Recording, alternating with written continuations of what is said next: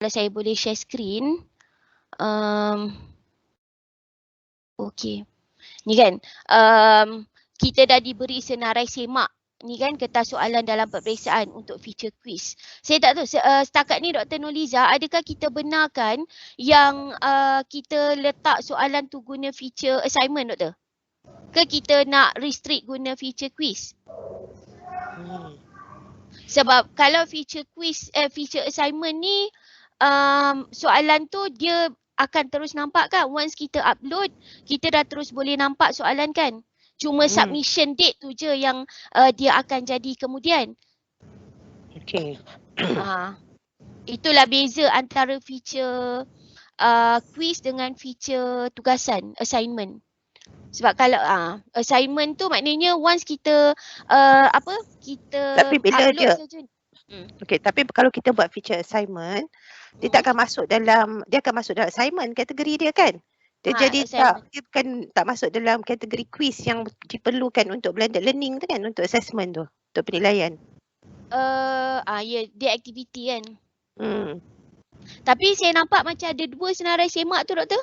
Satu feature quiz, satu feature assignment, as if macam dibenarkan assignment. Okey, kita kena galakkan guna feature quiz kot. Ya, kita galakkan guna feature quiz lah. Sebab kita nak dapatkan blended learning tu, sebab kalau kita tengok blended learning tu untuk penilaian, dia ada dia memang kena guna yang feature quiz tu kan. Kalau tak ada, dia tak kira. Dan kita kena ada berapa? Dua kan penilaian, kita kena ada dua ke satu satu mesti bawah penilaian tu untuk blended learning. Ya. Okey, baik. So saya buka kejap ya, saya buka UKM folio saya dulu. Okey. Apa yang dimaksudkan, kejap saya tengah buka UKM folio.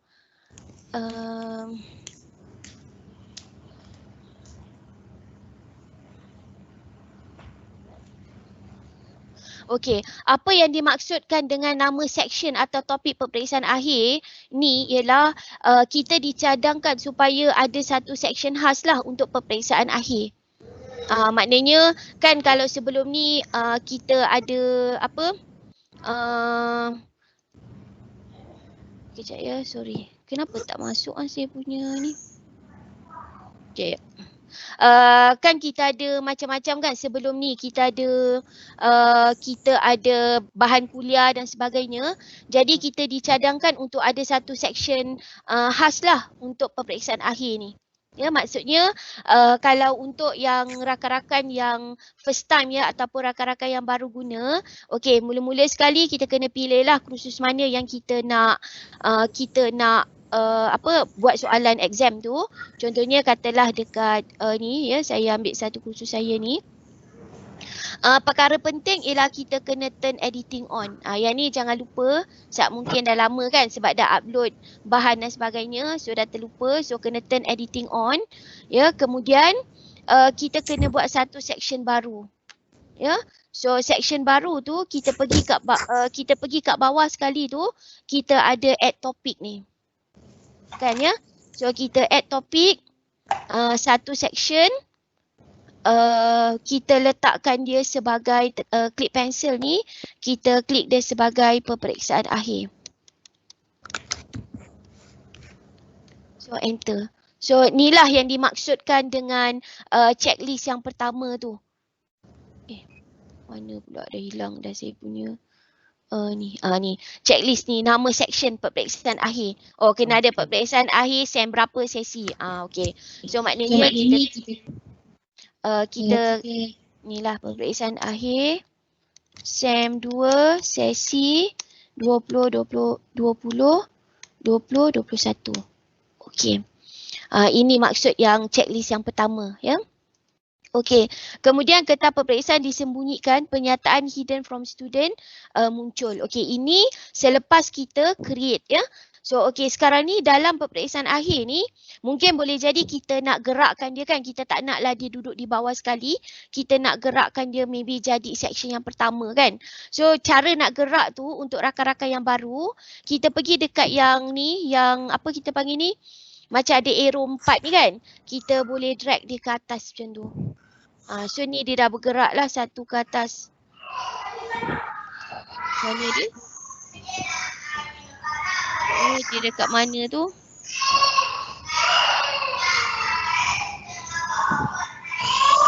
Apa? Kejap ya, dah hilang dah saya punya peperiksaan tadi. Kat mana dia dah, saya nak gerakkan dia. Formation, dah tak ada dah. 4, 3.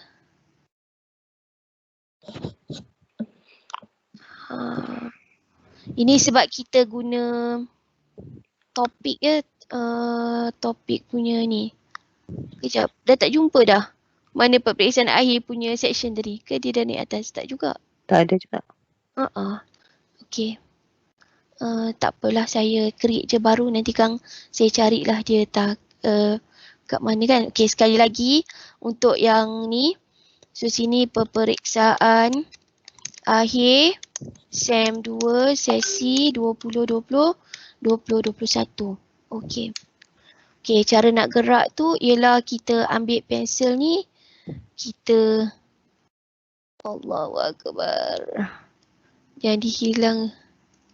Ni dia. Oh, ni dah ada 2 ni ya. So saya delete satu lah. Delete topik. So mana tadi peperiksaan tadi? Main nyorok-nyorok pula dia ya. Kejap ya.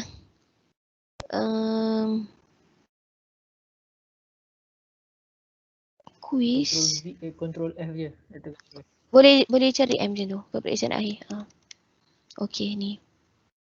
Okay, so sini boleh naik lagi lah. Kan, naik lepas ni. So drag ni macam ni lah.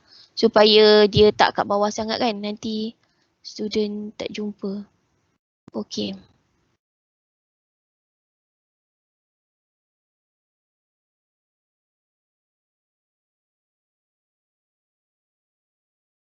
Okay, boleh jadi letak dia dekat sini ataupun kalau nak letak atas sekali pun boleh ya. Jadi seterusnya ialah kita katakan dalam section ni kita boleh add an activity or resources ya.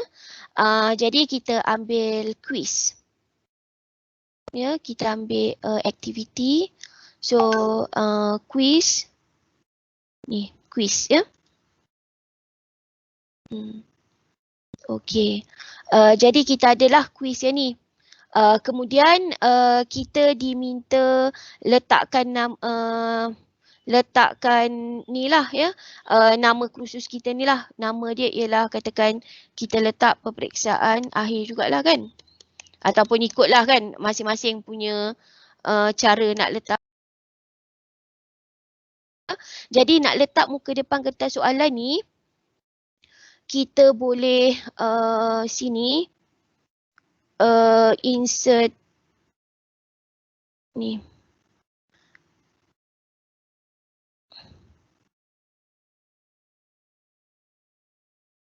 Sekejap. Ya, kita boleh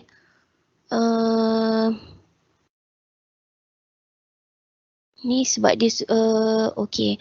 So sini kita ambil choose file. Saya ada satu dekat download. Muka depan ni. Okay. Oh, tiba-tiba aircon bilik saya tak berfungsi walaupun on. Gila panas. Muka depan ni kita dah beri kepada semua pensyarah ke? Muka depan kita ambil daripada SMP web kan doktor? Macam amalan kita biasa kan? Amalan biasa yang boleh muat turun daripada SMP. Boleh akses terus kat situ. Oh, dia tak boleh ni. So maknanya kena kejap ya. Kita kena save dulu sebagai ni. Mana? Ni. Saya kena save as dia dulu kot. Sebab tak boleh apa? Tak boleh masukkan dia sebab ini adalah apa? PDF. Rasanya PDF. kena picture kot. Dia kena Oh, dia picture. tak boleh PDF dia. Macam mana pula saya ni? Tolong siapa yang boleh bantu saya macam kita nak save as ni. Hairul Azman. Saya nampak Dr. Hairul Word. ada. Masuk dalam Word. Ambil Masuk yang dalam- Word punya. Ambil yang Microsoft Ambil Word lepas tu convert save kepada as picture. picture. Tapi saya Dia dah kalau saya PDF. download terus PDF. Snapshot lah Dr. Marul. Kena snapshot lah, kalau tidak Buka. sebab dia tak PDF boleh buka dalam Word. Buka Ha? buka Word dulu, buka Word, buka Kat Microsoft Word dia Word. tak lari ke nanti? Nanti dia lari. Mungkin lagi ya. By snapshot je kot. Ha. Snapshot. Ada juga online, Sekejap, tools. saya testing, saya tengok. change. Kena tukar saya takut dia ubah kan. Saya takut dia nanti lari dia punya formatting tu kan. Itulah. File, Kadang-kadang lari. sekejap. Open, saya try. Tak boleh lah. Macam dia semua kan file Word kan. So tak boleh. Kalau tak boleh, okay jangan panik. Kita boleh sini kita ambil ni. Kita kecilkan dia. Okay, untuk rakan-rakan yang lain. Okay, sampai nampak ni. Control print screen. Okay, pergi dekat Word. Itu je lah yang saya nampak cara dia. Lepas tu kita paste. Paste. Okay, kemudian tapi tak pecah ke ni? Saya cubalah dulu ya. Dr. Marul, Ya, saya. kalau tak nak pecah, guna snipping tool. Pergi ke tu mana gambar window tu, sebelah kiri bawah. Gambar ni, Snipping, SNI. Cuba type SNIP. Search. Ni saya tak pernah. Oh, ni sini. Ni pakai snipping tu. Dia boleh kita pergi kepada PDF, select dalam PDF. Okey, ni saya pergi PDF buka, ni, okey. buka snipping tool. Ni, okey. New. Oh, ni saya new, first time ni. New. Okey. Kita tekan new, select lah, select. Oh, highlight ni. Yes. Okay. That one is lagi sharp. Kan? Dia tak sebab pecah. Copy. Tu copy gambar copy atas tu. Copy and then paste dalam sini. Biasanya saya suka paste dalam pen. Lepas tu save picture. Pen lagi. Lepas tu kita Lagi save dalam cantik gambar daripada terus. Word Boleh lah. juga. Okey. So pin. Sebab ni saya jarang-jarang buat yang ni. Okey. Sambil Dr. Kamarul buat tu, saya memang gunakan satu tools, nama dia PDF Shaper. Saya letak dalam chat. Tools tu memang macam-macam conversion boleh buat. Image to PDF to image, lepas tu boleh merge PDF. Macam-macam benda boleh buat dengan PDF. Kalau kita ada cara senang, PDF Shaper. baik kita guna cara senang tak? Snipping tool ni kena bayar ke? Saya macam tengok komputer saya ni macam kena beli je.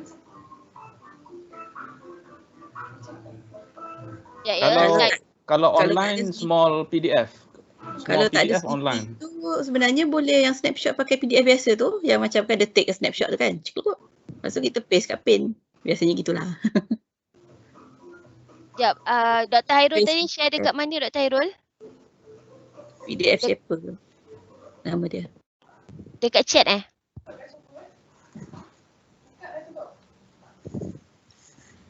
Dekat chat. Oh, PDF Shaper. Convert PDF to image. So maknanya kita kena pergi luar daripada biasa lah ya. Kejap ya, saya tak share screen.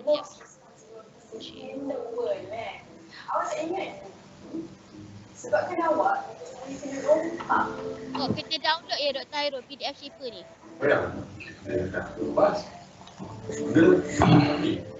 Okay, fine, whatever. So ni yang kita buat kan? So much for being responsible. Kena download. Kena download install. kan? So saya dah download ni.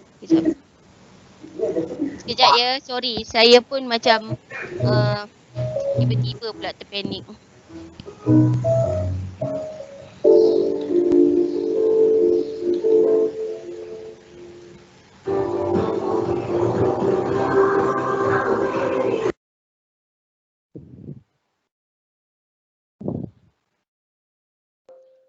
Okey.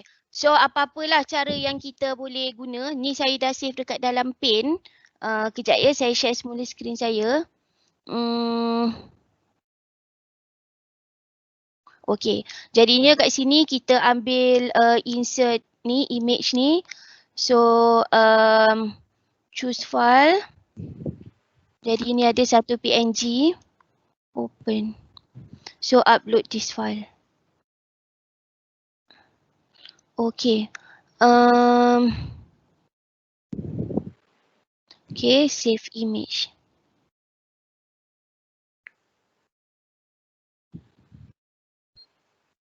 Apa dia kata?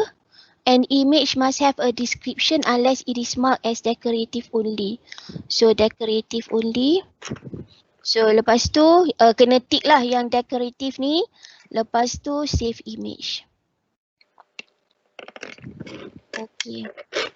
So ni lah kita akan nampak lah. Ni dah paste ya. Apa nama muka depan.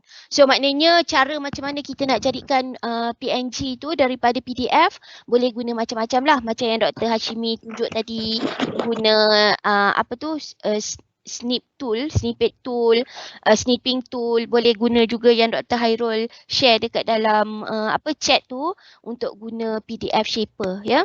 Okey, kemudian kita ada timing kat sini. Okey. So yang timing ni kalau kita tengok pada checklist ni ya. Tarikh dan masa peperiksaan bermula jika tiada paparan di muka depan rujuk item 13. Okey. Tak apa. So ini kita kena masukkanlah tarikh dan kita diingatkan ni tempoh masa peperiksaan ditambah masa 15 minit untuk pelajar muat naik jawapan. Maksudnya katalah ya kita punya kita punya tarikh exam. Katalah tarikh exam kita sebab saya pun tak check lagi bila kan, katalah 3 Julai kan, 3 Julai ya. Okey, katakan pukul 9 pagi. 9 pagi. Okey, dan kita akan masa tamat dia ialah sama juga ya, 3 Julai. Jadi 3 jam, kata exam ni 3 jam. Jadi kalau 3 jam habis pukul 10, 11, 12 kan. Habis pukul 12 tapi kita kena tambah 15 minit untuk bolehkan pelajar upload kan kalau ikut dalam dalam senarai semak tu. Ya, jadi masa ni ialah jam kan 3 jam. Okey. So kita juga dicadangkan untuk guna yang tu open attempts are submitted automatically. Ya, ni. So maknanya kita pilih ni lah ya, open attempt submitted automatically sebab dia ada 3 option. So kita pilih option yang default ni lah ya. Okey, kemudian dari segi lagi layout. Layout kita letak every question on new page ya. So every question on new page. So kat sini ya. Cik dah tanya, tadi kan dia ada extra 15 minit tu kan? Limit tu dia patutnya 3 jam ke 3 jam 15 minit? Kalau macam tu silap ni. So baik kita letak minit kan. 3 jam 3 kali 60 180 195 minit kan. Silap. Betul Dr. Miza, thank you. So 195 minit. Kalau kita letak 3 jam pun okey je supaya dia aware lah. 3 jam kan 15 minit tu macam nanti kalau 3 jam dia akan stop 3 jam. Dia akan tutup 3 jam. So kita kena tutup 3 jam 15 minit. Betul kan ni 195 minit kan? 6 kali 3 18 tambah 15 195. Okey. Thank you. Okey, terima kasih Dr. Miza. Saya pun tak perasan yang tu. Baik, lepas tu layout ni maknanya dia kata tadi dalam senarai semak ni dia kata every question on new page kan. Setiap soalan dalam satu page. Yang ini yang ni lah ya, every question, new page every question. So bila kita letak layout yang macam ni, maksudnya kita nanti kena pecahkan soalan tau. Rakan-rakan pesyarah kena aware yang kita kena pecahkan soalan. Kita katakan contoh macam EPPA 2023, katalah kita ada 5 soalan subjektif. So kita kena buatlah soalan 1 kita kena save satu soalan, soalan 2 satu soalan supaya kita boleh upload soalan tu pada tiap-tiap muka surat kan, macam tu ya. Tak apa, nanti saya tunjuk kemudian. So yang ini navigation dia tak cadangan kan, navigation dia tak cadangkan sama ada kita nak buat sequential ataupun kita nak buat free navigation. Saya agak kalau soalan rakan-rakan tu soalan objektif, mungkin boleh gunalah yang sequential ni untuk mengurangkan risiko, tapi masih lagi terpulang kepada masing-masing. Kalau masih ingat kita ada garis panduan amalan terbaik dulu tu, kita cadangkan sequential untuk mengurangkan risiko meniru. Sebab beza antara free dengan sequential, free ni maknanya pelajar boleh patah balik daripada soalan 1 patah balik soalan pergi soalan 3 patah balik soalan 2 dan sebagainya. Tapi kalau kita pilih navigation method ni sebagai sequential, pelajar tak boleh patah balik. Maknanya dia pun tak boleh lompat-lompat soalan. Soalan 1 dia jawab soalan 1, dia kena pergi soalan 2, kena pergi soalan 3 dan seterusnya. Ya, so ada macam-macam argument sama ada kita nak benarkan tidak guna sequential, bergantunglah kepada persetujuan rakan-rakan pensyarah bersama dengan ahli-ahli lain dalam set lah, ya, kalau katakan kita mengajar yang melibatkan beberapa set. Ya, masing-masing ada argument masing-masing. Okey, jadi kalau saya cadangkan untuk soalan objektif lebih baik guna sequential supaya soalan tu untuk mengurangkan resiko meniru lah, ya, untuk mengurangkan resiko meniru. Okey. Kemudian ialah question behavior. Ya, kat sini ada shuffle within question. Maknanya dia akan shuffle lah kan. Walaupun kita masuk soalan 1 sebagai soalan 1, soalan 2. Jadi dia akan shuffle. So kalau objektif dia akan shuffle lah macam tu. Tapi kalau misal kata struktur nak buat shuffle pun boleh. Tapi tak payah letak lah yang question soalan 1 dekat atas tu kan. Untuk mengelakkan kekeliruan pelajar. Maknanya kita jangan letak nombor soalan. Kan, ya, itu kalau kita nak buat. Sebab kalau dekat dalam ni dia cadangkan supaya kita guna shuffle within question. Puan Rafidah, saya cuma nak check, adakah kita mesti kena guna yang shuffle ni ataupun kita ada pilihan? Maksudnya kalau untuk soalan struktur kita boleh untuk tak pilih shuffle. Boleh, dia bagi pilihan doktor. Dia bagi pilihan ya. Dia bagi pilihan. Sebab kat sini kan dia letak yes kan. Nanti kan kalau kata sekretariat pun kena aware lah bahawa pensyarah boleh untuk pilih no kan.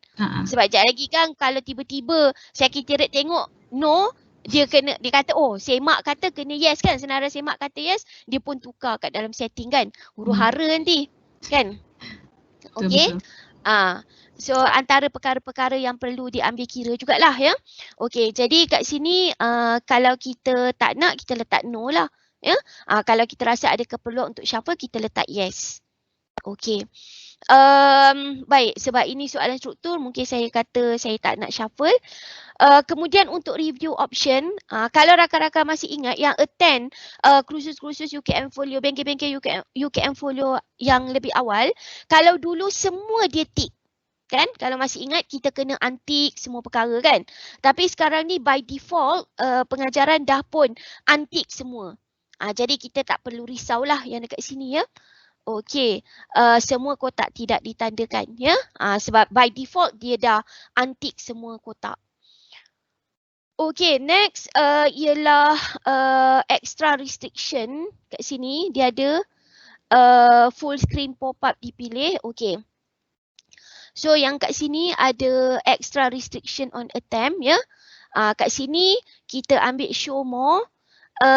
Kita letak sini browser security ni kita ambil yang full screen pop-up. Ya, sebenarnya ada satu kaedah yang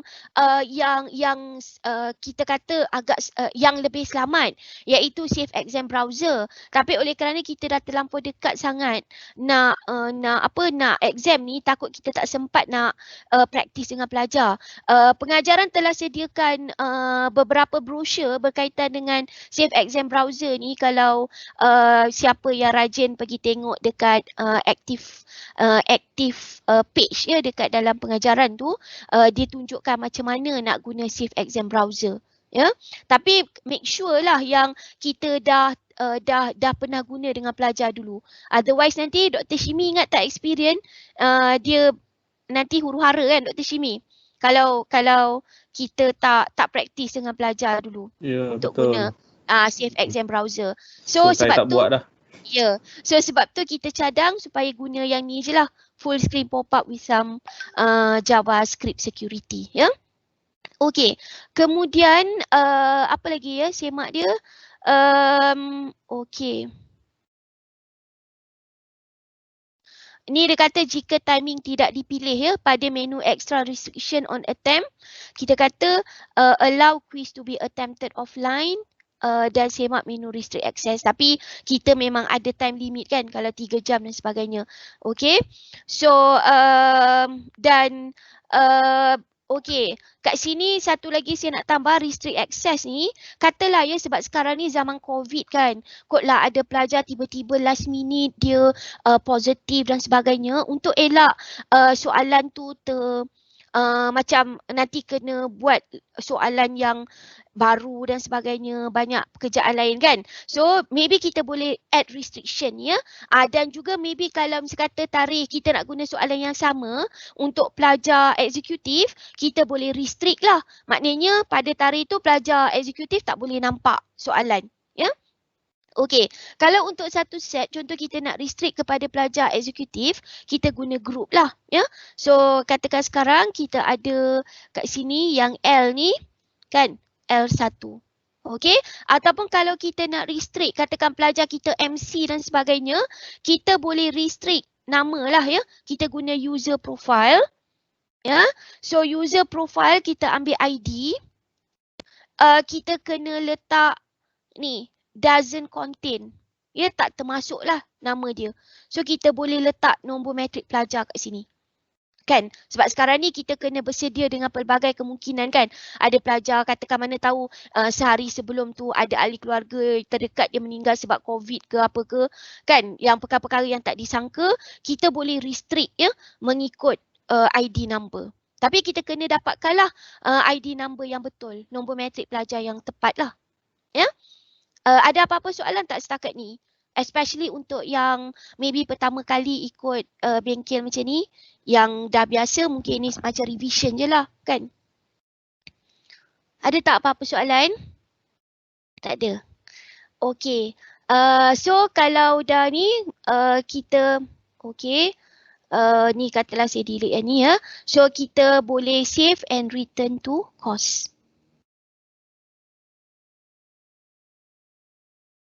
Okey, jadi kita akan nampak lah ni, ini yang kita akan nampak ya, yang dia kata dekat checklist ni ada satu ni kan.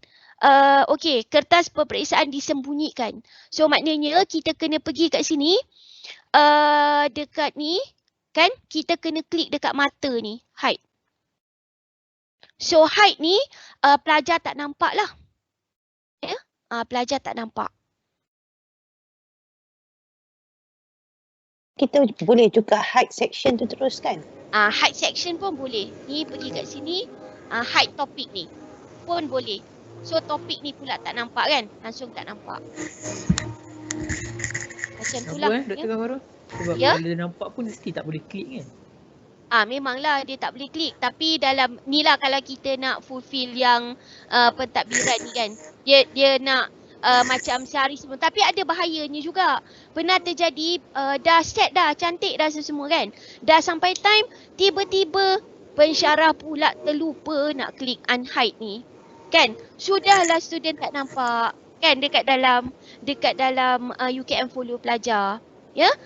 So maknanya kalau misal kata kita letak pada yang ni hide ni, kena make sure lah a day before ataupun peraturan dia berapa jam sebelum Puan Rafidah untuk kita unhide ni soalan? Setengah jam tak sebelum ni? Setengah jam ataupun sejam sebelum kan cadangan daripada daripada PPA kan? Sejam sebelum lagi selamat sebab nanti ada taklimat dulu kan. Kita nak preparation sebelum exam. Okey. So maknanya kita hide kat sini lah. Oh, ada taklimat je? Yang taklimat tu macam ni Puan Rafidah? Itu kalau dicadangkan oleh pengajaran. Maknanya kan sebelum ni kalau peperiksaan yang bersemuka memang ada taklimat dalam dewan peperiksaan. Jadi dia minta pensyarah bagi dulu brief apa arahan-arahan yang diperlukan sebelum start exam tu. Itu yang saya terfikir tu maknanya pensyarah kena set untuk apa Microsoft Team pula ke sebelum exam ke tu. macam mana dia punya dari segi inilah pelaksanaan tu. Yang tu, ya saya ingat yang tu masa bengkel yang baru ni dengan pengajaran kan pasal peperiksaan tu. Yang dia minta kita baca arahan dan sebagainya kan masa sebelum tu. Dia ada bagi ke standard arahan yang kita perlu bacakan kepada pelajar? Tak ada pula. Dia tak bagi pun. Cuma mungkin dia based on yang bersemuka punya adalah yang lama. Tapi saya tak tahu dia terpakai tak untuk yang sekarang ni kan. Tapi saya rasa boleh kot kalau kita nak buat. Sebab kita pun dah memang ada MS Team kita sendiri kan untuk khusus tu. Tapi kita ada MS Team untuk set kita je doktor.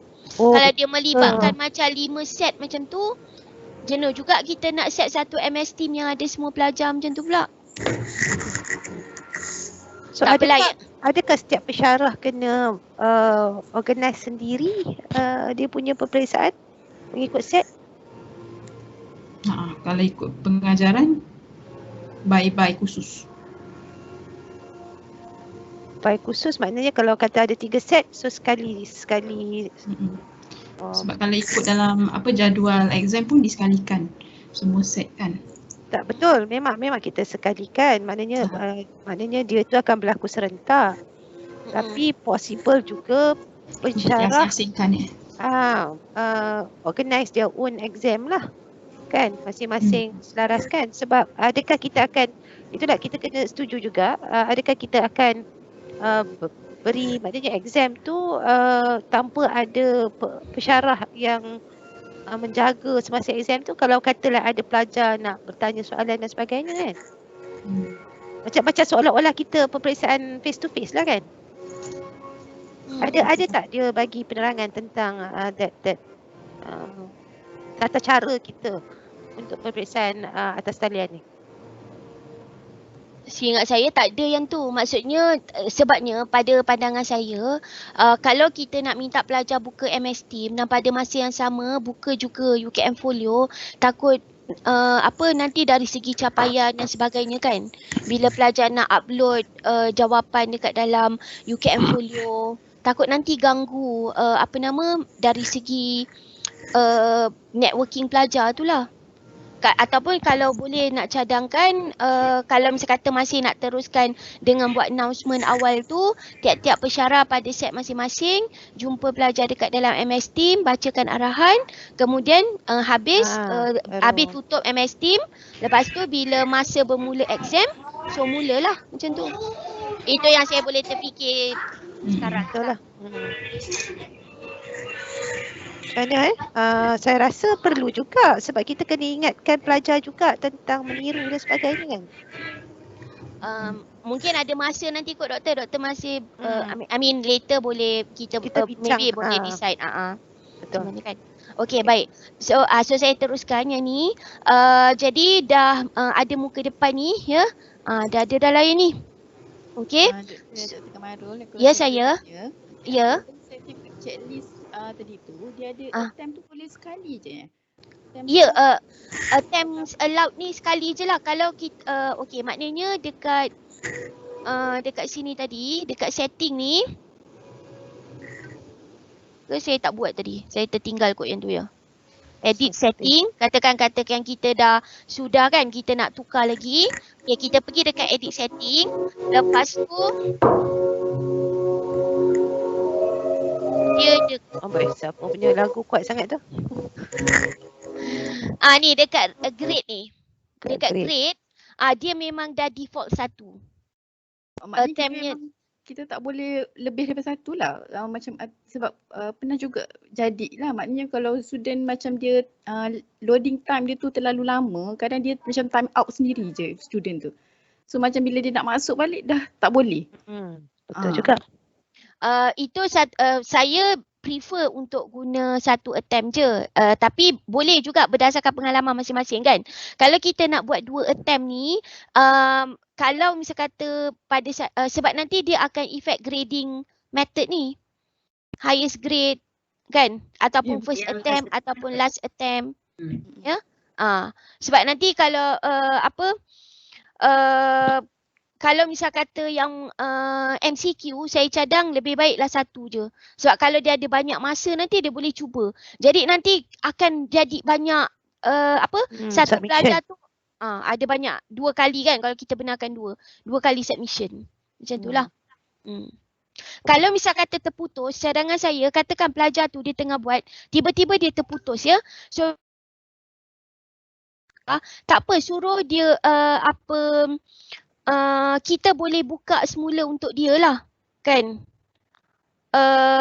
Cara kita nak buka semula.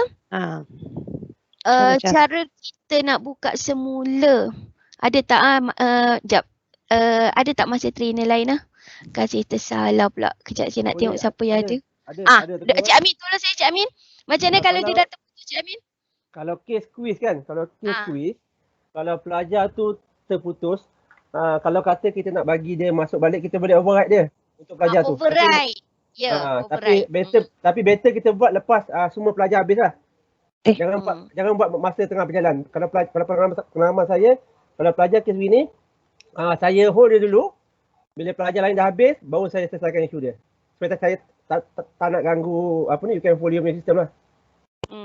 Sebab kalau kita tunggu semua habis tu macam mana tu? Okey, katalah kalau kes saya bukan pelajar terputus. Kes saya pelajar tersebut dia ada masalah internet, dia boleh buktikan. Dia belum sempat ambil pun exam. Kalau kes pelajar dalam konteks kuis yang terputus ni, kalau kita guna default saya rasa pelajar tu still boleh masuk. Tetapi dia masih masa dia berbaki dalam tempoh masa tersebut saja. Dia tidak dibenarkan untuk semula kuis tu. Maksudnya kalau katakan masa 3 jam, dia terputus masa dah 1.5 jam. So bila dia masuk balik tu dia ada baki 1.5 jam je. Kan Cik Amin kan? Macam tu. Okey, tapi dia boleh attempt tak soalan tu semula? Dia boleh attempt soalan yang dia belum jawab lah. Okey, tapi tadi soalan kalau 3 jam ni feature quiz 3 jam. Feature quiz 3 jam. Tiba internet putus macam mana itulah. Risau juga ni sebab kalau internet putus, macam mana student tu nak masuk balik? Okey, kalau ada student saya pernah blackout dia punya rumah tengah exam. Okey, kalau berdasarkan pengalaman saya, pelajar yang terputus ni dia still boleh masuk. Cuma masa yang dia ada tinggal sikit lah. Kalau dia sempat masuk sebelum closing date tu. Closing time tu. Tapi bagi saya lagi bagus kalau pelajar yang terputus ni kita buat lagi sekali exam untuk dia di luar nanti. Kita buat set tersebut. Itu lagi bagus lah. Tapi itu terserah pada budi pecara kita masing-masing lah. Kadang pelajar ni dia sengaja putuskan. Dia dah tahu dia tak boleh jawab, dia sengaja putuskan. Tapi saya memang ada kes lah. Kes-kes macam ni. Cuma kalau kuis janganlah buat sampai 3 jam. Kenapa kuis? Tak, ini sebab kita nak buat exam kan. Final exam ni Cik Amin 3 jam ni. Maksud 3 jam pelajar tu online. Ya. 3 jam pelajar tu online memang tinggi risiko dia. Tapi sekarang ni jadual yang dah keluar ialah 3 jam. Contohnya macam kalau subjek accounting memang 3 jam. Jawapan dia dalam bentuk ni lah. Dalam konteks kuis lah. MCQ. Tak. Soalan struktur lah. Student kena upload. Kalau, upload guna feature quiz lah. Ya. Selama 3 jam pelajar tu online. Itulah. Sebab kalau saya lah, kalau saya, pengalaman saya, kalau exam bertulis ni, saya tak gunakan feature quiz. Sebab saya tahu pelajar kena online. Sebab untuk soalan exam bertulis ni, kita hanya minta pelajar upload soalan. Lepas tu dia tulis jawapan, dia scan, lepas tu dia upload balik kan. Dia download soalan, dia upload jawapan. Jadi kalau untuk exam begini, pengalaman saya, pelajar dia tak ada keperluan untuk dia online sepanjang 3 jam tu. Dia bergantung pada soalan. Kalau kita soalan take home exam, soalan memerlukan analisis kritikal kan. Case study kita boleh buat macam tu. Dia tak synchronize tak apa. Tapi kalau soalan yang biasa ni, kita kena synchronize lah 3 jam. Itu pandangan saya lah. Sebab tu kalau soalan case study, kita bagi dia 8 jam, tak apa kadang tu. Dia buat 1 hari ke 4. Dia boleh upload, lepas tu dia off internet, dia buat-buat, lepas tu dia hantar. Kemudian dia upload balik. Itu dia kena guna features assignment lah kan? Mungkin lah. Kalau boleh, memang dalam kuis pun ada feature ni, kuis untuk soalan bertulis. Wajar. Tapi 3 jam tu dia kena standby lah dengan dia punya tu. Tapi boleh kalau kes yang override tadi boleh buat. Override tu dekat mana ya Cik Amin? Saya pun dah tak jumpa ni. Kalau kita nak override tu macam mana? Override tu dia ada teknikal sikit lah. Apa ni kalau pergi dekat dekat UKM Folio tu dekat macam sama macam kita setting tu, dia berada di sebelah kiri bawah. Kita open kita punya UKM kita punya quiz tu. Tempat kita preview question. Sekejap. So maknanya dia dekat sebelah kiri sini edit setting ni.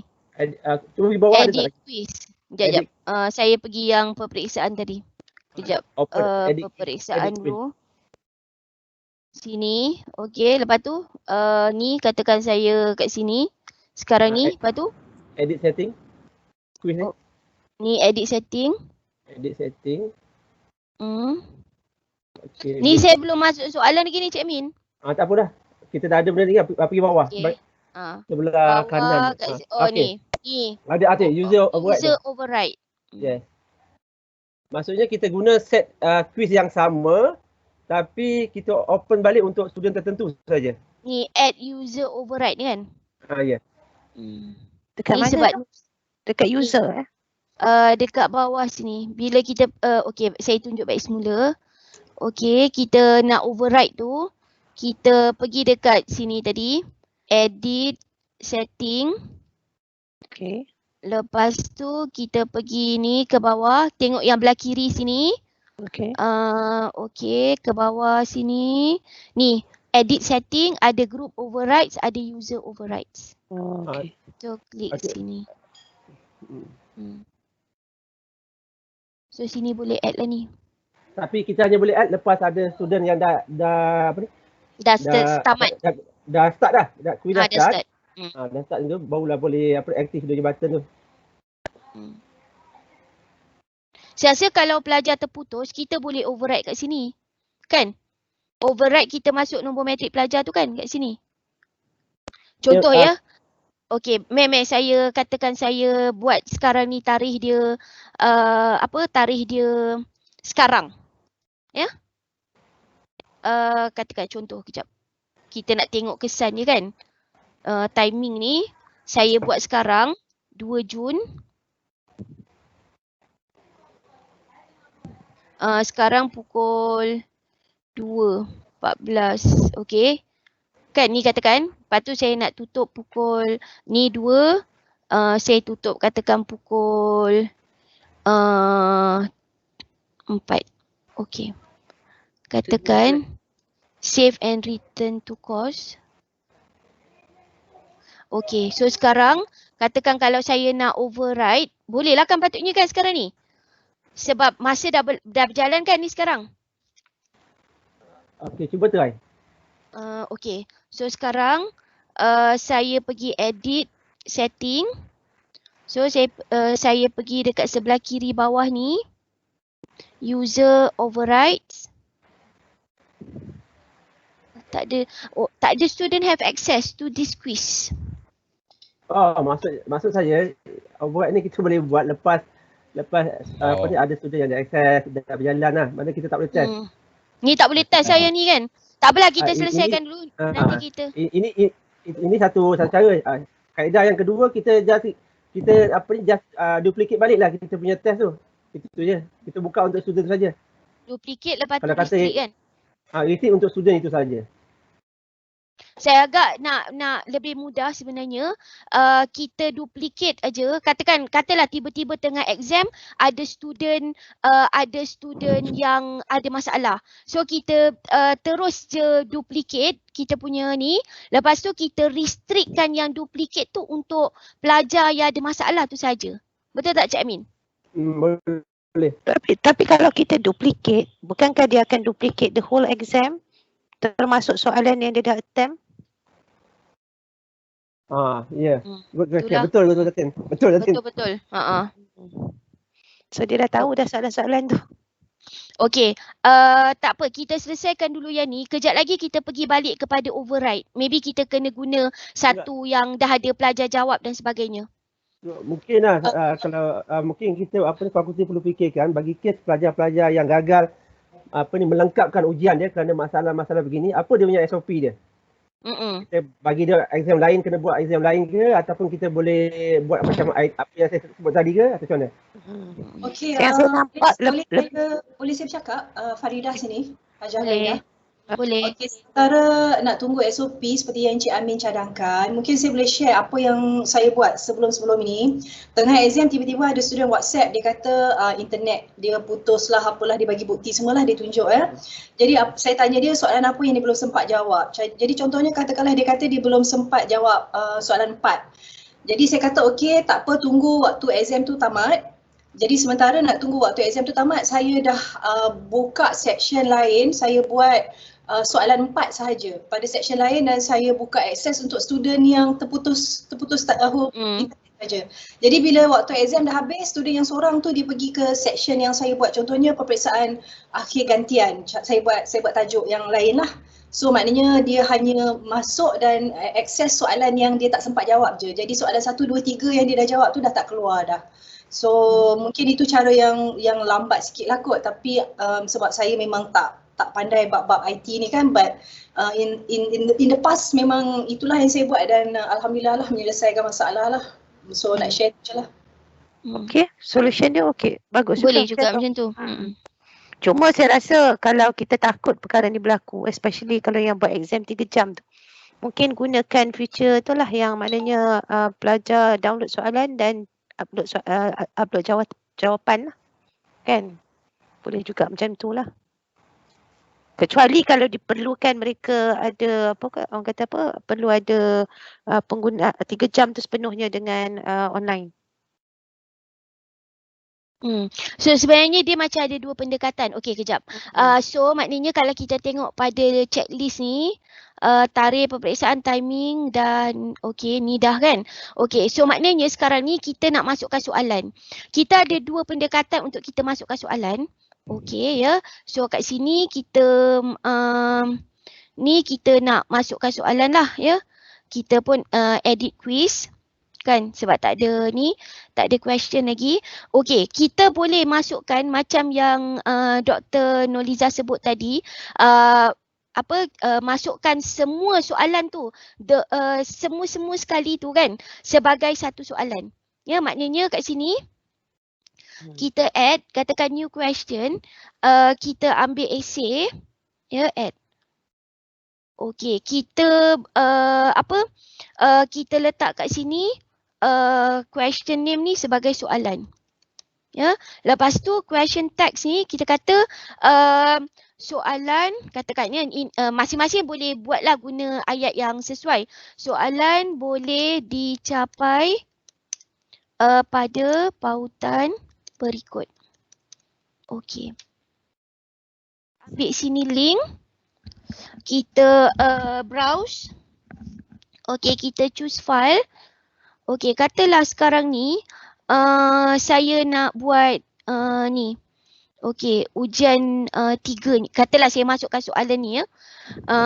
Soalan ni lebih baiklah kalau kita ada soalan tu dia bentuk bentuk PDF kan. Okey. Katalah saya masukkan ni ujian 3 ni kan. So open. Okey, kemudian saya upload. So ini maknanya the whole question akan ada dekat dalam ni. So katakan default ni kita letaklah dia, katakan dia 100 kan. Sini mana tadi saya nampak default, ni 100 lah markah dia katakan ya. So lepas tu sini kita kat sini kita kata respond option ni kita nak pelajar ni kan, pelajar pelajar attach kan. So kita letak sini unlimited. Okay, so kat sini kita boleh pilih jenis file lah. Ya, katakan kita nak restrict dia pada PDF saja. So kita expand, pelajar tu kena bagi PDF file je. Selain PDF kita tak terima. Okay. So save changes. Okay. So kat sini kita save. Maknanya kalau kita preview, ya, kalau katakan kita preview soalan ni, okey kita tutup lah ya ni. Kita ni, kita preview quiz. Ya. Preview. Okey. Kita akan nampak macam ni lah soalan tu. So ni dia akan keluar sekaligus. Dia akan download dan dia akan nampak soalan tu semua sekali. Macam ni lah. Ya. Ini satu cara. Kalau kita nak pelajar tu download sekali je soalan. Okey. Satu lagi cara ialah kita boleh buat okey, kita nak pecahkan sebab dalam checklist ni dia kata each question ni kan, mana tadi satu every question new page on ni kan every question on new page. Satu lagi ialah kita boleh buat okey, kejap ya, saya finish attempt masa soalan ni. Okey, kita edit quiz ya. Kalau misalnya kata kita nak edit selepas daripada kita dah setting, kita pergi kat belah kiri ni, kita tengok edit quiz. Okey, so kita boleh add soalan. Kita add kan, yang ini yang kita macam kata macam leceh sikit tu lah. So kita add.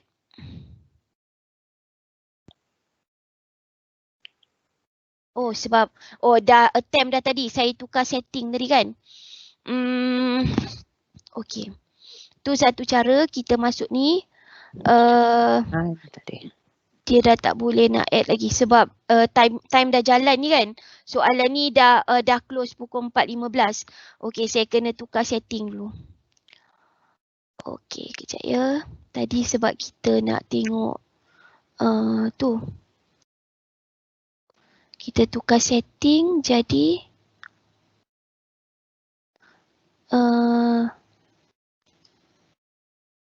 okey. So sini timing saya tukar balik. Dia jadi 2 Julai. Okey.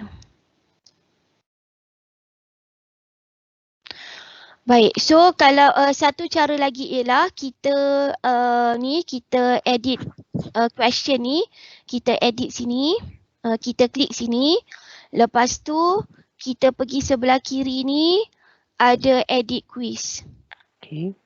Okey, lepas tu kita add new question. Kan, sama juga. Ini kalau kita nak pecahkan soalan tu kepada mengikut nombor soalan kan. So kita ambil essay, add. Lepas tu kita buat sini soalan 1. Kan. Lepas tu kita kata sama jugalah sebab accounting kan dia nanti lari-lari kan formatting. So kita lebih happy kalau kita bagi dia dalam bentuk PDF. Soalan boleh dicapai pada pautan berikut. Okey. So kita akan kita ambil ni, kita browse. Okey, choose file. Okey, katakan sekarang ni kita buat yang mana? Oh, yang ni liability bukan semasa. Soalannya satu yang ni. Kejap. Ada yang saya buat. Ni. So soalan 1 kan. Open. So upload.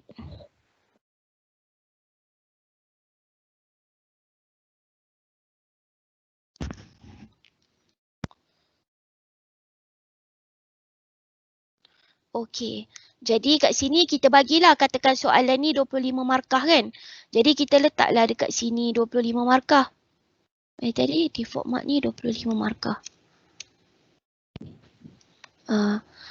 Lepas tu sama juga yang ini kita kita allow attachment. Okey. So kita pilih lagi jenis. Okay, kalau kita nak benarkan dokumen semua, kita kliklah dekat sini. Kalau kita cuma nak benarkan PDF saja, kita expand. Ni kita expand.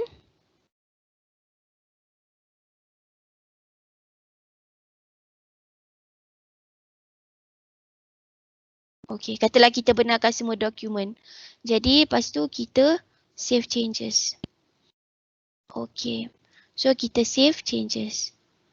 So ada dua lah. Kalau macam ni maknanya kita jangkakan soalan satu ni budak jawab je, lepas tu dia terus upload dia punya jawapan. Lepas tu kita add lagi question, kita letak soalan dua pula macam tu. Kalau yang ini kalau kita guna pendekatan yang pertama, nanti student akan upload jawapan tu sekaligus.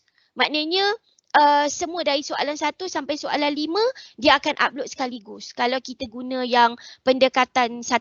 Kalau kita guna pendekatan 2, kita kena download jawapan student tu by question. Kalau misal kata cadangan saya, kalau skrip pelajar tu ditanda oleh seorang, mungkin yang pendekatan pertama ni lebih sesuai sebab jawapan tu terkumpul sekaligus. Tapi kalau misal kata soalan 1 saya tanda, soalan 2 Dr. Miza tanda, soalan 3 Dr. Hairul tanda, saya agak pendekatan yang kedua ni kita upload soalan mengikut nombor soalan ni lebih sesuai. Yang tu lah. Okay. Ada apa-apa soalan? Dr. Marul? Ya, saya. Kalau kita upload soalan yang dia boleh download tu, macam kita kalau boleh nak kontrol juga soalan tu supaya dia orang tak simpan kan? Itulah macam apa cara supaya dia tak boleh download. Tengok je. Tapi okey. Kalau yang nak tengok je. Maknanya dia jawab terus dekat UKM-Folio lah, itu yang kita kata tadi dia jawab dekat word dia sendiri, tapi dia tengok je, dia tengah download soalan tu. Cik Amin, kita boleh restrict ke pelajar tak boleh download soalan? Setakat ni saya belum jumpa lagi feature tu. Tak jumpa kan? Soalan final biasanya kan kita tak nak bagi dia tersebar kan. Kalau tak nak download, kalau benda tu keluar, kalau dia tak download pun dia still boleh screenshot. Tapi kalau lebih lambat sikit lah. Satu cara lagi kita buat image kat atas soalan tu. Ni kita image kan? As image atau tu mungkin lah kita jadikan dia image, kita paste image tu kat dalam kita punya. Maknanya pelajar dia kalau dia still boleh screenshot picture tersebut, dia still dapat soalan tu lah. Kalau PDF memang easy dengan mudah lah dia boleh download. Ataupun upload ke, sebab kalau Google Drive kita ada restrict yang tak boleh download, tapi luar lah maknanya jadi link luar kan. Kena bagi sini ni lah Google Drive punya link. Google Drive and then dekat situ kita boleh restrict lah benda tu tak boleh download kan. Dekat situ boleh ada restriction. Dekat UKM-Folio tak ada restriction tak boleh download. Tak ada, saya tak nampak. Okey, feature ni maknanya kita linkkan dia ke soalan, maknanya ke file lain kan. Okey, kalau kita mana kita paste terus soalan tu di UKM-Folio, macam mana dia punya? Dia punya rupa tu. Okey, saya boleh tunjuklah kalau misalkan kita nak paste. Pelajar akan attempt soalan tu dalam UKM-Folio. Ya. Macam mana? Dia boleh je kalau misalkan saya copy soalan ni kan. Saya letak dekat dalam UKM-Folio ni. Kita ada soalan macam ni. So tak apalah, pelajar tak boleh download soalan. Dan dia ini dia tak semestinya dia jawab kat sini. Kalau kita sediakan response template, dia bolehlah jawab kat sini on screen. Kalau tidak, dia masih lagi kena upload. Cuma soalan tu dia nampak dekat screen lah macam ni. Which kalau accounting dia macam tak berapa nak sesuai lah kan. Jenuh jugalah budak tak boleh nak conteng-conteng pada kertas soalan kan. Saya rasa dia bergantung kepada kursus kot. Okey. Kalau kita nak paste, kita paste macam ni. Tapi kalau misalnya kata dia ada table dan sebagainya, dia akan lari-lari. Kalau plain text okey. Sebab table UKM-Folio tak cantik kan. Kecuali kita paste table tu sebagai image. Boleh ke? Boleh. Tapi itu saya tengah tengok ni, sebab saya cuba masukkan soalan saya. So far table dia tak lari sangat. Okey lagi. Sebab soalan kita dalam bentuk word kan, dia tak ada pengiraan dan sebagainya. Tapi maknanya kita kena sediakan template tu, is it numbering tu kita kena siap-siapkan ke ataupun pelajar buat sendiri macam dia menulis lah? Okey, sebab respon template ni, kalau kita ada respon template ni, katakan kita buat A, macam tu lah. So kita bagi ruang pelajar jawab kat mana B, macam tu lah. Kan? Tapi yang kalau kita guna this type, maknanya kita kena, maknanya pelajar perlu dalam UKM-Folio untuk the whole tempoh 3 jam tu kan? Ya. Yang kita risau tu kan? Okay, alright. Okay, clear. Assalamualaikum Dr. Marul. Ya, saya. Maknanya untuk kali ni kita akan buat macam tahun lepas juga, semester lepas jugalah ya. Macam kita masukkan soalan, kemudian dengan feature-features yang bagi tahu tadi, dan kita semak macam tahun semester lepas lah. Ada penambahbaikan apa-apa ke? Semester ni tu yang kita ada checklist ni, dan checklist ni akan disemak oleh Sekretariat Prasiswaza. Betul kan Dr. Nurliza kan? Ya, betul. Checklist ni kita nak bagi masa bila ya? Tak, checklist ni memang dah ada. Cuma bila you all submit tu, nanti itulah yang tadi isu Puan Rafidah tadi kan, siapa yang boleh buka and tengok soalan yang dah dimasukkan dalam UKM-Folio tu, dan dia akan check lah memenuhi tak all the checklist tu, maknanya dah ada ke. Tapi pengisian masih pada lecturer lah. Lecturer yang akan isi soalan-soalan sendirilah. Betul. Lecturer yang akan nak upload soalan tu dalam UKM-Folio, betul kan? Betul. Checklist ni penaksir ke yang kena buat?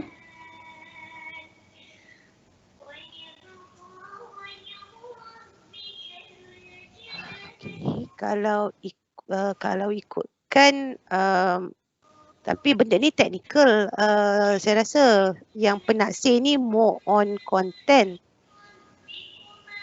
Boleh ada komen penambahbaikan tu? Macam pentaksiran yang fizikal, masa tu kan kita pun ada semak tajuk soalan semasa. Tapi kita tak tengok dia dalam feature UKM-Folio. Nampak tak? Kita tak boleh tengok. Penaksir tak boleh tengok. Takut penaksir tak boleh masuk, tak boleh nak tengok pun. Penaksir tak boleh masuk. Itu saya kata, Puan Rafidah ada. Saya rasa apa yang dibincangkan dalam dengan akademik. Siapa yang perlu tengok this ni? Yang ni saya kira yang akan semak, cumanya setelah pensyarah upload lah, tapi pensyarah tu saya punya ni penyelaras lah yang upload sebab mewakili semua set. Kan siapa yang nak semak tu Rafidah?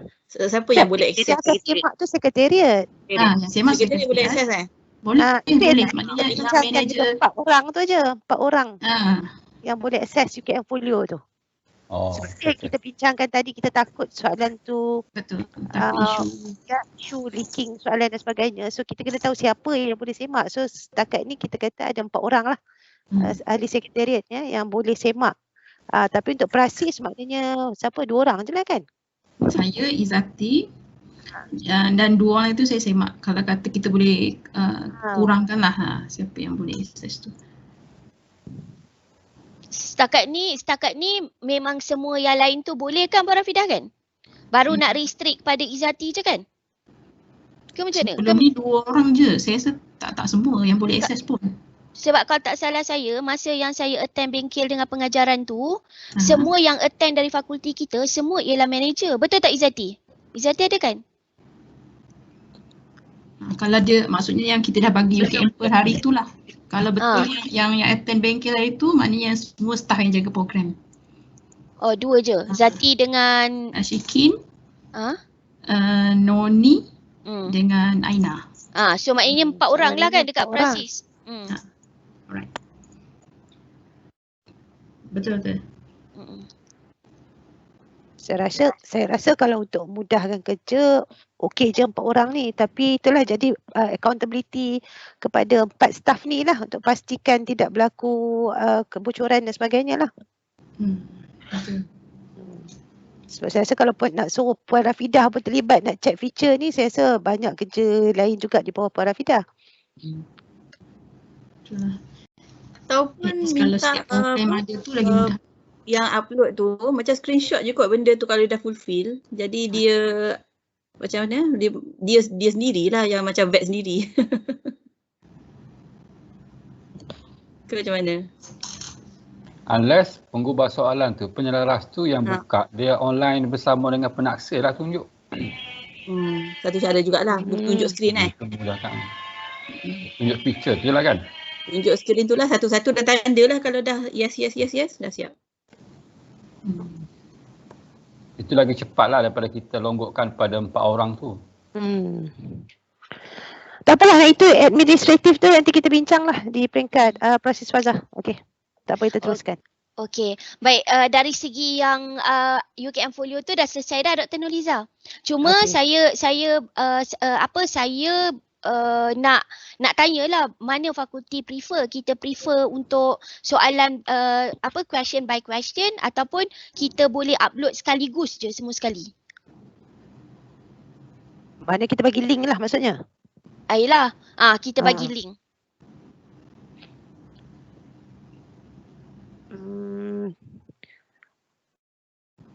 Bagi saya terpulang kepada pensyarah sebab dia ada pro and cons kan. Kalau kita buat question by question, kita takut yang isu tadilah yang pelajar terputus ke apa ke kan. Tapi kalau kita bagi link, then isu dia boleh download lah. Saya rasa kita bagi option kepada pensyarah macam mana yang dia nak sesuaikan dengan soalan dia, soal peperiksaan dia. Boleh tak kita bagi option kepada penyelaras? Sebab mana-mana antara dua-dua kaedah ni, dua-dua tu dibenarkan kan. Basically kalau kita tengok dalam feature tu pun memang dibenarkan kedua-dua kaedah ni. Tapi the concern is sebab different khusus, dia akan ada different nature of questions. So kalau macam you cakap tadi, kalau katalah subjek yang teknikal, dia mungkin tak sesuai untuk dia buat satu soal question by question, right? Tapi kalau soalan yang berbentuk essay, berbentuk typing jawapan saja, tak perlu ada lukis-lukis dan sebagainya, so mungkin dia boleh nak attempt buat question by question. Okay, so boleh-boleh kita benarkan kepada pensyarah-pensyarah yang kena penyelaras kena decide lah which way dia nak. Tapi cuma itulah tapi penyelaras kena tahulah kalau katalah dia buat question by question, maka dia kena be ready. Maksudnya semasa peperiksaan itu berjalan, dia kena siap dengan handphone lah. Tunggu kalau takut ada student yang putus. Jadi dia kena sama ada guna kaedah yang tadi Dr. Hajar Faridah sampai share tadi. You just create lagi satu ni option kepada pelajar untuk dia jawab soalan yang tertinggal tu, ataupun guna kaedah Dr. Amin tadi di mana kita stopkan pelajar tu dan dia attempt di masa lain kan. Ada dua kaedah. Tapi kalau dia kata dia nak guna upload tu tak ada masalah lah. Dan saya agak satu lagi doktor, kita jangan lupa yang pernyataan integriti tu. Sebab yang itu pun dah tanya, dia kata kita boleh, kalau kita nak letakkan pernyataan integriti tu sebagai salah satu daripada soalan dalam kertas soalan kita lah. Maknanya tadi kalau kalau saya boleh share. Sekejap ya. Boleh tak dia diletakkan di bawah maknanya bukan bawah soalan tapi di bawah section peperiksaan akhir tu? Boleh. Maksudnya jangan letak di dalam soalan. Buat satu ni lah. Maybe kalau tu kena standardize kot semua orang kan. Senang nanti. Maksudnya dekat dekat ni peperiksaan akhir ni kita ni kan dekat dalam section ni, dalam section peperiksaan akhir ni mungkin kita letak add an activity. Kita consider dia sebagai quiz juga. Ni. Tapi kita letak dia sebagai pernyataan integriti. So semua pelajar wajib isi yang tu. Kita bagi masa kan untuk pelajar isi, lepas tu baru dia akan attempt that question. So maknanya masa yang taklimat tu kita suruh pelajar jawab dulu pernyataan integriti ni. Kan? So kita bagi timing lah kat sini, tarikh yang sama semua-semua, masa kan. Okay. Kita letaklah dia macam setengah jam sebelum macam tu kan. So kat sini kita ada dekat dalam section ni kita ada peperiksaan akhir dan satu lagi ialah pernyataan integriti. So pernyataan integriti ni kita letak atas. So ada penyertaan integriti dulu, lepas tu baru peperiksaan akhir. Kan? Jadi masa baca taklimat tu kita kata, okey sekarang pelajar kena buat penyertaan integriti. Kan? Jadi pelajar pun pergi kat soalan ni nanti, dia pun tandalah dulu setuju. Kan? Lepas tu baru dia mula jawab soalan. Bagus juga cara. Timing tu macam mana? Timing tu kita tapi kalau kita bagi taklimat, maknanya kita kena kita tak boleh unhide dulu tau soalan tu.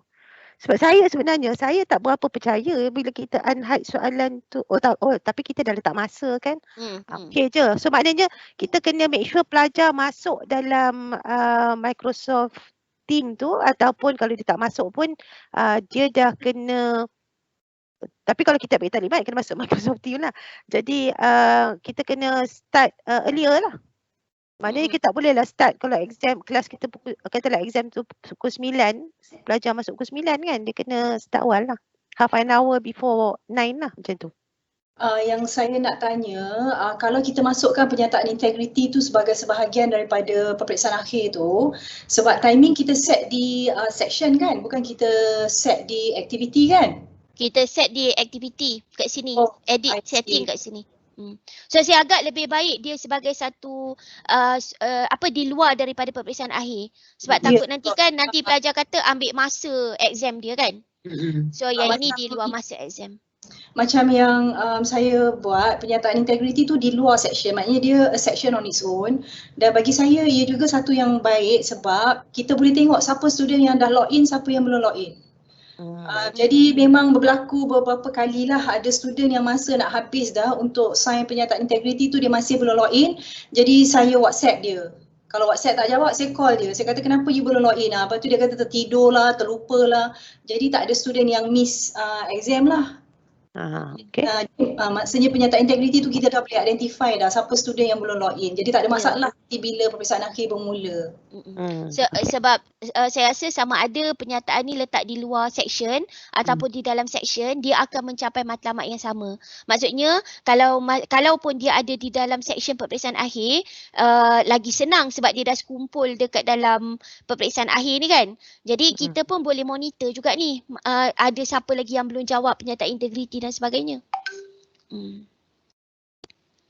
Tapi kan sebenarnya You Can Follow ni serabut tau, sebab dalam kita punya topik kita khusus kita tu kadang-kadang ada sampai 30-40 topik tau. Lepas tu itu je lah saya nak bagi tahu kan. Jadi macam student kena betul-betul carilah kan. And sebab kita kita hide kan. Kemudian satu lagi adakah wajib untuk kita bagi taklimat melalui MS Team tu? Dan apa yang kita nak taklimatkan tu?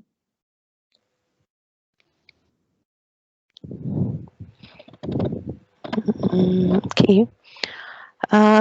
Taklimat tu saya rasa kita kena kita sama ada kita bangunkan, fakulti kena bangunkan, ataupun kita rujuk baliklah kepada taklimat peperiksaan sebelum ni.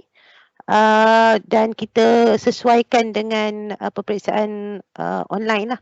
Saya rasa sepatutnya memang kena ada taklimat dulu sebelum exam kan, supaya pelajar ni sedar berapa jam dan sebagainya kan. Sebab kalau kita harap pelajar tu baca masa tu, baca arahan semua, ambil masa juga kan bila dia nak baca dalam arahan peperiksaan tu. Nak tanya tak boleh ke yang arahan tu dia maknanya instead of kita ada penyertaan integriti ataupun arahan dengan penyertaan integriti tu kita sekalikan. Satu kan.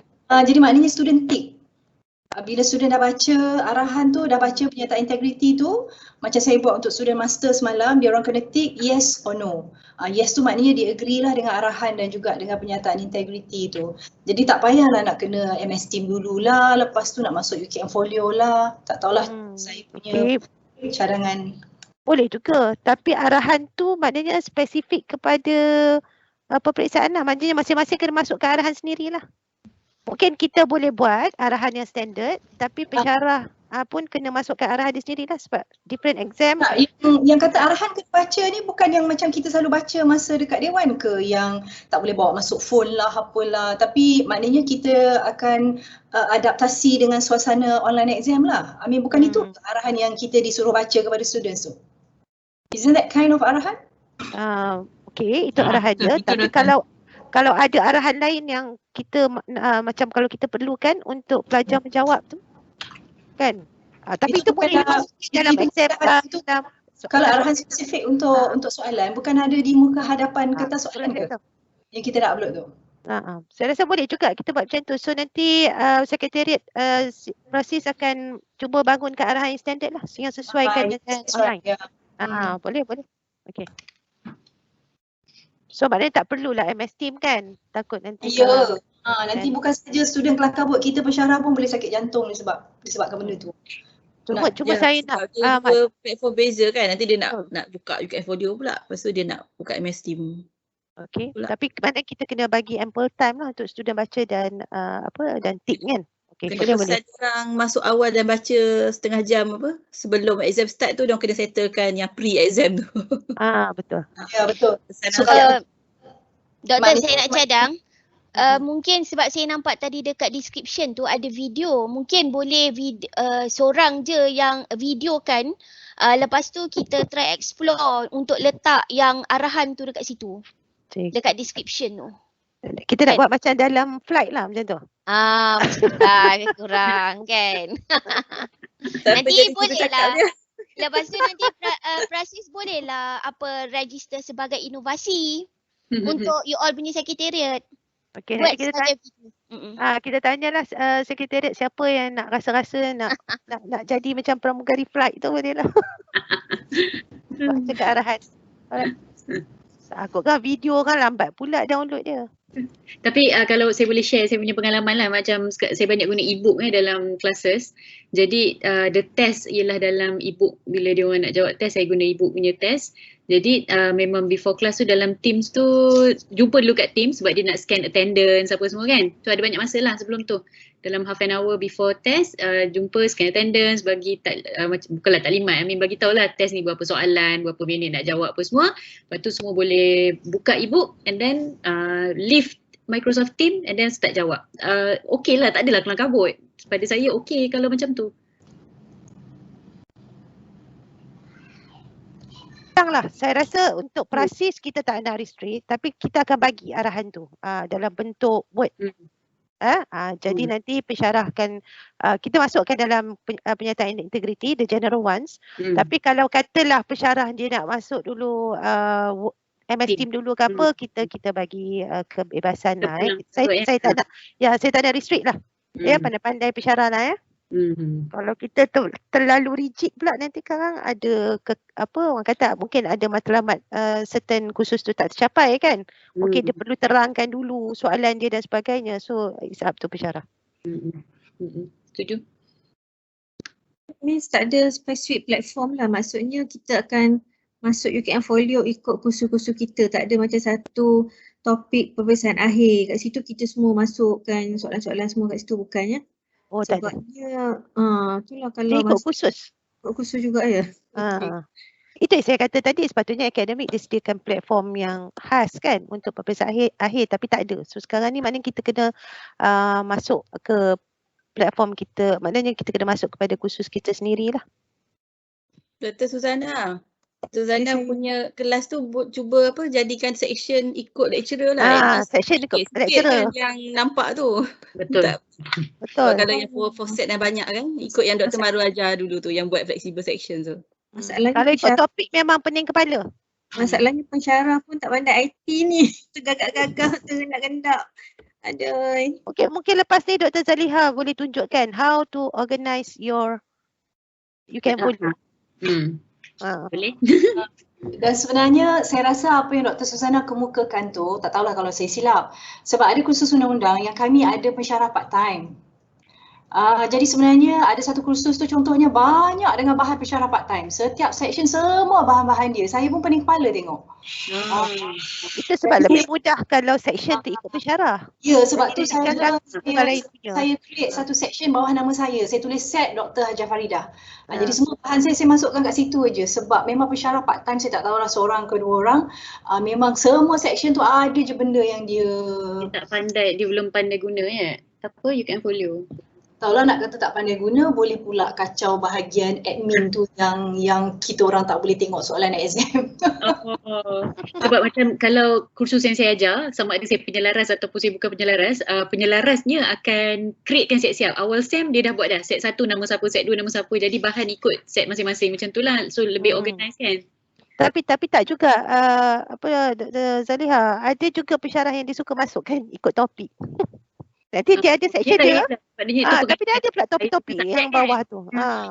Dan saya rasa juga sebab sebelum ni sebab arahan kata kita kena upload bahan ikut topik untuk dapat status blended learning. Dulu kita tak digalakkan create section ikut pensyarah masa mula-mula UKM Folio diperkenalkan lah. So saya rasa itu juga antara puncanya. Yang sekarang ni pensyarah diminta create section sendiri ni setelah kita dapat tahu bahawa bila kita upload mengikut kursus tu banyak menimbulkan masalah. Betul tak Dr. Kamarul? Seingat saya lah, maaf kalau saya silap. Ya, betul. Masa awal-awal dulu kita tak galak sangat fleksibel section sebab ideanya ialah UKM Folio ni sharing, spirit dia ialah sharing. Tapi after dah macam-macam rungutan dan sebagainya, jadi itu yang dia buat fleksibel tu. Dah maknanya dah galakkan pula fleksibel kan. Especially untuk yang ada banyak set. Tapi kalau kita tengok blended learning tu, dia sekarang ni dia tak kira pun kalau katalah even in the same, macam katalah quiz tu di bawah orang lain, dia still akan consider that kursus tu dah ada quiz. Betul, dia whole kursus, dia bukan per pensyarah tu, itu section je kan? Itu section je. So kena create lah the awareness untuk kepada semua pensyarah, kita dah bagi koordinat pensyarah. Sebab itu pun lebih mudah untuk pelajar tengok. Pelajar pun pening kepala. Lepas tu ada pula pensyarah yang lupa nak restrict. Ya, nanti kita dapat email kepada pelajar atau dah sampai kepada pensyarah, kita pun pening. So penyelaras dah sedam masalah ni, so boleh buat lah bengkel ni. Alright. Tak apa, sekarang kita selesaikan peperiksaan dulu. Okey, saya dah habis dah. Oh, dah habis. Okey, ada soalan-soalan lain kot mungkin daripada pensyarah? Saya nak tanyalah Dr. Marul dan Datin. Okey, pasal bila katakan kita buat soalan pengiraan, student jawab, lepas tu dia upload. Kita suruh dia upload dalam bentuk PDF katakan Lepas tu nak marking dia tu, kena print marking secara fizikal ataupun boleh marking online. Dan penyimpanan skrip soalan, macam mana proses seterusnya? Skrip soalan jawapan dan jawapan lah. Okey, bagus soalan ni. Sebab kita ada isu juga bila ada semak semula. Macam mana ya Dr. Marul, macam mana? Saya rasa hari tu masa Encik Amin Dr. Aminuddin ceritakan memang kita boleh marking secara dalam UKM Folio kan. Beza dia memang boleh marking online. Kalau assignment, kalau feature assignment kita boleh marking online. Kalau feature quiz kita tak boleh marking online. So kalau feature quiz kita nak marking tu kita kena download lah. Kena download dan kemudian kalau kita ada iPad, guna iPad lah marking. Otherwise kena print, ikutlah keselesaan masing-masing. Tapi itulah satu kelemahan UKM Folio, untuk feature quiz memang tak boleh nak marking on screen. Tapi saya marking on screen, quiz. Boleh? Ya boleh. Quiz. Macam cuba Dr. Farida tunjuk sikit cara. Sebab student jawab di apa tu? Student jawab di dalam UKM Folio, student type di UKM Folio itself. Kalau respon template boleh. Maksudnya ini yang kalau upload PDF.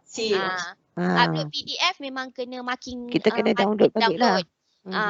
Kalau yang ada response template, cara nak marking dia tu pun kita tak boleh terus marking dekat response template kan Dr. Farida. Apa yang kita kena buat, kalau saya akan copy semua jawapan tu, saya paste dekat komen dan saya marking pada komen tu lah. Betul tak Dr. Farida? Dekat response template pun kita tak boleh marking terus kan? Saya tak guna respons, saya cuma key in saya punya komen bahagian masa marking tu ada ruang komen. Komen untuk examiner, saya type di situ.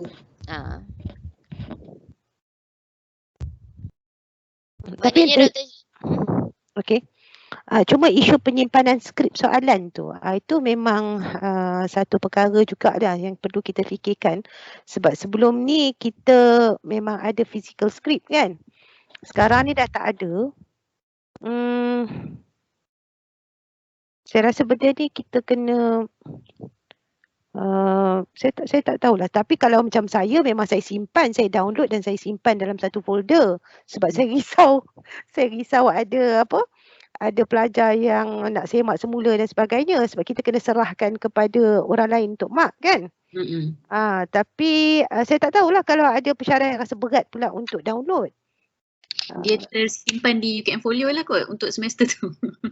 Dia boleh simpan di UKM Folio tapi sebab UKM Folio ni dia akan ada tempoh masa lah. Betul lah. So kalau tempoh masa tu selari dengan tempoh masa yang kita perlu simpan tu tak ada masalah lah kan. Kita boleh akses dekat archive, Doktor.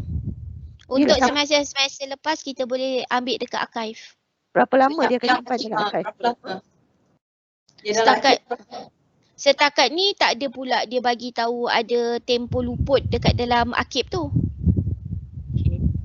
Okay. Maybe later tak tahulah kan. Bila dah banyak esok dia orang dah pening kepala mungkin dia orang akan hapuskan.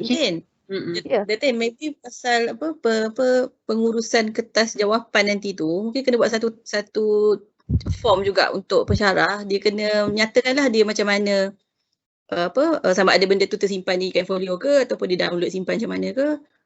Just nak trace nantilah kan sebenarnya kat mana. Betul, sebab saya rasa masa ISO hari tu dia orang ada tanya. Tanya kan? pengurusan skrip. Pengurusan skrip secara online ni macam mana kita nak buat. Lepas tu satu lagi pasal printing ni, katakan kita ada 50 pelajar, ada 10 muka surat seorang pelajar, so 500 muka surat. So boleh pergi print kat office ke ya? Boleh. Kena claim tak? Siapa nak claim? Print je kat office. Tak boleh pergi. Sekarang ni tak boleh pergi. Betul. Atau kena pakai iPad tu lah. Tapi tak ada lah pula touch screen. iPad tu tak tahu bila dapatnya. Lagi 2 bulan. Tapi dalam masa terdekat. InsyaAllah doa-doa lah bagi cepat. Cepat tu boleh lah kalau tak nak print lah, maknanya nak jimat kertas kan. Contek kat situ. Betul. Tapi kalau ada iPad pun kena beli pen sendiri. Pakai jari je. Pen ada murah, ada tapi ada yang boleh pakai. Kat Shopee ada. Beli online murah, ada yang murah-murah tapi tak berapa canggih lah. Yang original 500. Ada soalan lain?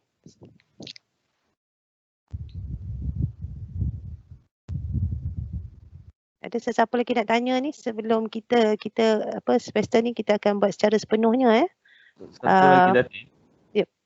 Saya terfikir tadi masa Cik Amin cakap pasal seorang student tiba-tiba cakap internet connection loss lah macam-macam kan.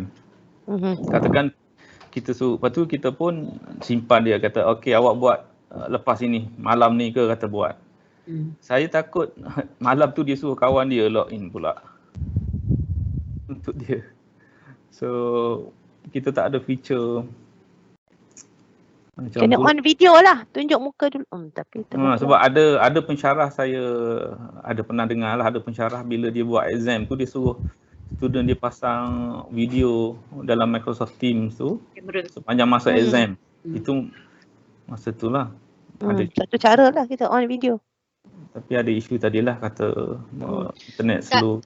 Tapi kan sebenarnya saya agak fakulti kita kan terlampau bertimbang rasa dengan pelajar tau.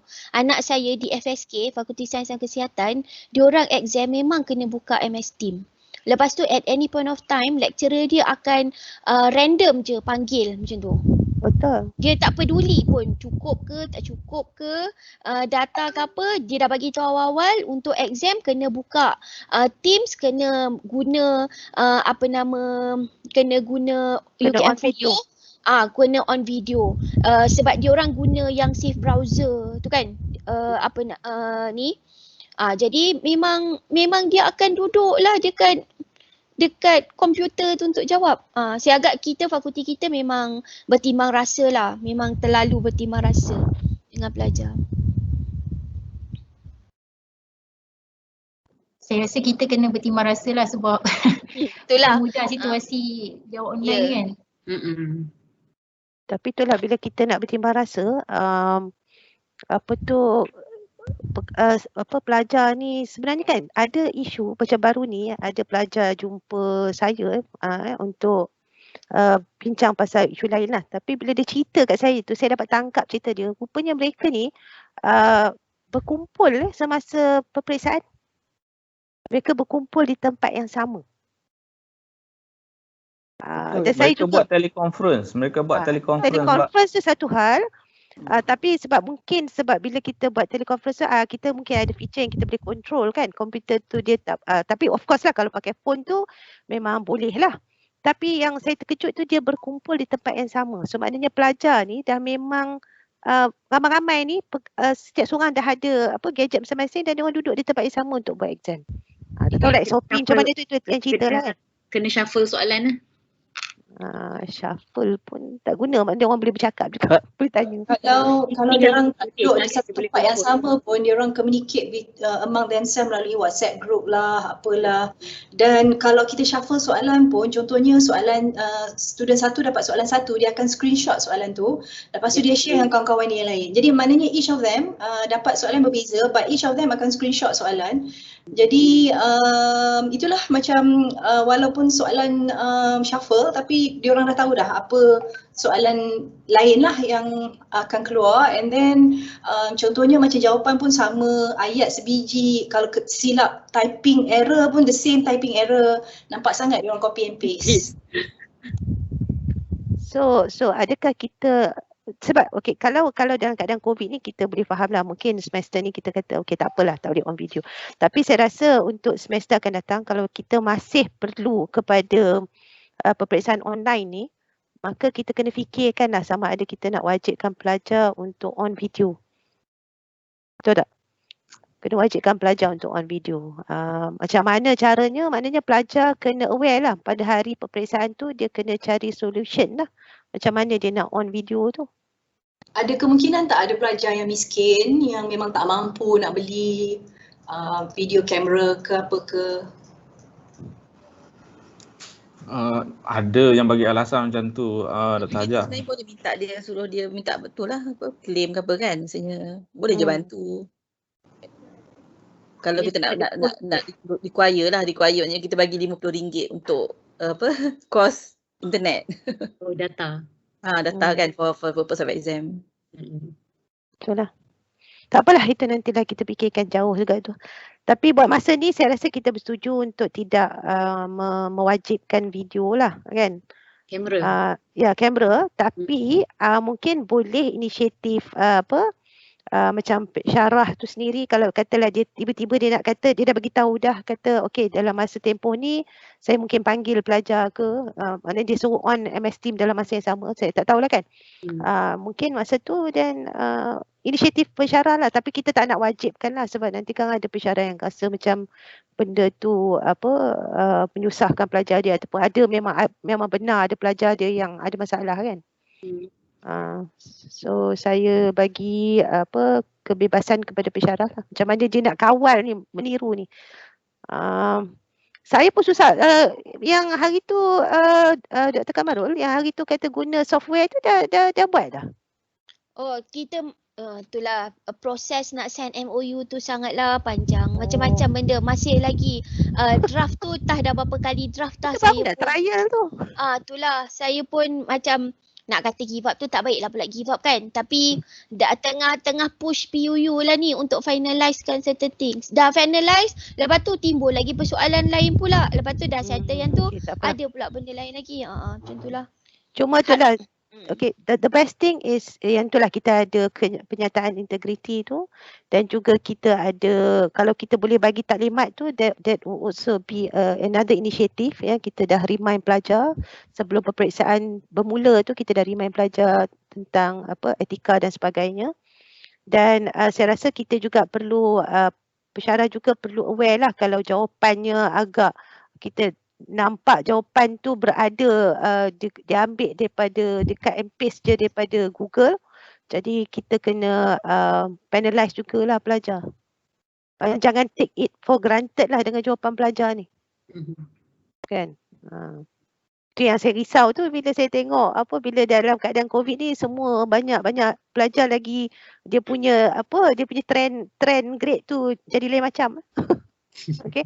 Kalau kursus-kursus yang teknikal ni tak risau sangat sebab memang dia kena buat lah kan.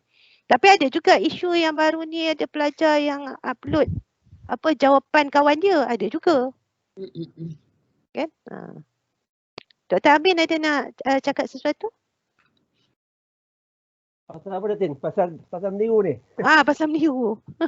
Itu belum lagi jumpa pelajar yang upah konsultan untuk jawab. Amboi. Saya ada student macam tu. Saya ngajar math. Apa yang dia jawab tu betul. Apa yang pelajar jawab tu betul, tapi dia gunakan kaedah yang saya tak ajar dalam kelas.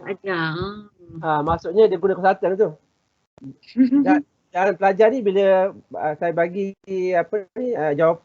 exam jawapan bertulis, dia akan perform. Tapi kalau saya bagi dalam bentuk quiz, saya suruh jawab on the spot, dia akan collapse. Itu tetapi bukti tak ada lah. Cuma pengalaman saya sebagai saya tahulah kalau pelajar yang share yang co-op dia ambil kawan dia punya file jawapan, dia adjust, dia tulis di nombor matematik dia. Itu pun ada juga tu kan, macam yang Datin sebut tadi. Jadi kita kena berhati-hatilah kalau bila pelajar bila kita buat exam online ni, kalian meniru tu, dia kalau berbincang tu mungkin boleh lah, tapi yang meniru tu dia hanya ambil, dia ubah soal file jawapan kawan dia. Betul. Tapi macam kalau kita on MS Team dalam masa yang sama, walaupun tak on video kan, dan dia buat soalan tu, katalah dia download, maknanya dia guna Word untuk jawab kan. Adakah itu akan mengganggu dia bila dia on MS Team dan kita boleh panggil dia, maksudnya bila kita kata okey Rafida tolong on video sekejap, is that akan mengganggu dia? Maksud saya MS jenis soalan dia macam anak saya pernah buat exam yang on video ni lah di rumah. Memanglah saya dengar nama anak saya disebut, tapi exam dia bertulis. Dia minta pelajar tu pelajar anak saya on dia punya team. Lepas tu exam dia pelajar anak saya perlu jawab atas kertas. Bukannya exam kita buat macam quiz, kita jawab kat dalam komputer lah. Itulah saya kata, maksudnya dia masuk, maknanya MS, sebab kita sebelum ni pun kita memang buat MS Team 3 jam kan.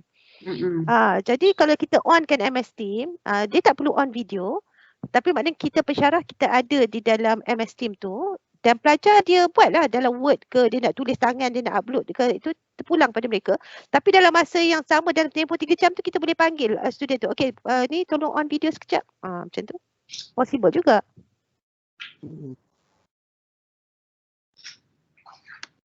Boleh Dr. Nolin? Datin, saya rasa elok juga buat satu ketetapan dekat pihak prasis, maksudnya mekanisme kawalan tu lah. Nanti senang nak jawab kalau kena tanya audit. Itulah. Dr. Saadan dah pegang jawatan audit daripada semalam. Teknik-teknik yang digunakan untuk kawal peperiksaan online. Kawalan ni lah, pengurusan peperiksaan tu. Jadi mungkin bolehlah kot buat yang sekali-sekala spot check. On camera mungkin first 10 minutes, lepas tu random, lepas tu ujung ke macam mana ke? Kalau tak nak all the time 3 hours tu lah. Untuk pastikan pelajar tu memang dia yang menjawab soalan. Sebab sekarang kita takut orang lain yang jawab. Itu identiti kan. Kalau kita bertengok IC. Ketetapan tu pun kita boleh maklumkan kepada student in advance. Okay. Jadi maknanya before exam student dah tahu they are expected to be online to show their face like the first 5 minutes masa sebelum exam. Lepas tu akan dipanggil secara random dan the end tinggal macam 5-10 minit pun kena tunjuk muka. So kalau kita dah beritahu students in advance, jadi kemungkinan untuk diorang untuk prepare lah. So okay, boleh kita setuju macam tu lah. Nanti kita akan wawarkan lah. Kita akan bawa ke tak apalah, nanti saya akan uruskan dari segi prosedur dia. Okay.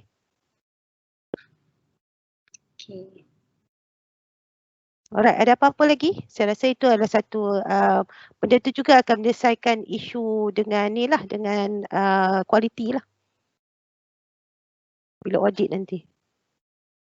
Cuma Datin nak minta confirmation, memang final exam dah wajib ya this semester. Bukan apa, macam kita orang kursus undang-undang, the last 2 semesters apa kita orang buat final exam juga, tapi kita pecah kepada 3. Maknanya kita buat ujian 1, ujian 2, ujian 3. Jadi setiap ujian tu 1 jam. So total memang 3 jam. Cuma itulah, maknanya ujian 1 minggu ni, ujian 2 minggu depan, ujian 3 minggu berikutnya. So maknanya final exam juga tapi pecah 3. Jadi tak adalah student kena online 3 hours. 3 jam. Tak boleh, memang wajib dah buat 3 jam direct ni di semester. Sebab dia bila 1 jam dan pemberat dia kecil, dia dah tak kira peperiksaan akhir. Kan? Sebab peperiksaan akhir ni dia ada, apa orang kata, dia ada kategori dia lah. Maksudnya dia ada ciri-ciri dia lah. So kalau 40%, minimum 40% tu satu exam sekali rap tu, maknanya dia kira sebagai peperiksaan akhir lah. Jadi kalau you nak pecah-pecahkan, dia akan jadi penilaian berterusan. Betul tak Puan Rafidah? Dari segi prosedur dia. Betul. Cuma isunya memang ya macam tu. Cuma isunya nanti sama ada mungkin dia boleh jadi peperiksaan bawa pulang pula ke, dia dah bukan peperiksaan akhir yang mana kalau yang peperiksaan akhir tu memang dalam waktu yang dah ditetapkan tu 3 jam tu lah. You boleh buat 2 jam tapi pemberat dia tu still maknanya kena ada certain percentage. Tapi kalau you nak buat yang pecah-pecah tu, dia dah tak nama peperiksaan akhir, jadi penilaian tu dia akan jadi penilaian berterusan. Tapi benda tu kalau katalah you nak ubah kepada arah tu, maknanya the kursus tu memang you kena request untuk ubah lah. Ada perubahan tu kan? Perubahan proforma ataupun perubahan khusus tu, you kena request lah. Then only you boleh buat jadi macam tu. Tapi kalau katalah you tak request, macam sebelum ni kita kata semua kita kata buat penilaian berterusan kan, dan kita memang ubah lah. So sekarang ni bila kita kata okey nampak gayanya macam semester yang akan datang pun kita terpaksa buat cara yang kita kena buat online semua. Jadi saya kata okey kita balik kepada asal, kita ada peperiksaan akhir. Jadi sebab apa tahu? Sebab ada mungkin Dr. Mara boleh betulkan, ada kursus-kursus especially yang perlukan accreditation ni, dia nakkan ada peperiksaan akhir. Cara kaedah tu dia tak kisah sama ada online atau tidak, tetapi dia kena ada peperiksaan akhir. Dr. Mara ada? Ke Dr. Mara dah tak ada? Mungkin dah tak ada Dr. Mara? Jadi kalau dalam kaedah itu, jadi memang kita kena buat peperiksaan akhir. Jadi kalau katalah Dr. Hajah kata nak tukar dia kaedah, maknanya kena request untuk ubah kursus tu. Nanti bila semak semula, memang kita kena kata kursus ni akan jadi penilaian berterusan. Kami kena ikut ketetapan program perakaunan. Itulah isu dia. Alright, so you bincanglah di peringkat program sebab ada subjek yang diperlukan untuk ada peperiksaan akhir. Okay. Tapi peperiksaan akhir tu tak semestinya you buat 3 jam. You boleh je buat 2 jam. Tapi pemberat dia tu macam katalah sebelum ni 50, nak buat 40. Mana minimum berapa Pak Rafidah? 40% kan? Peperiksaan akhir. 40%. So you boleh buat lah. Katalah sebelum ni 50 you nak tukar jadi 40. Jadi 40 tu you nak spread dia kepada 2 jam punya peperiksaan, boleh je. Tapi itu yang saya kata hari tu kita ada bincangkan juga possibility dia untuk kita buat peperiksaan akhir tu kita ada break.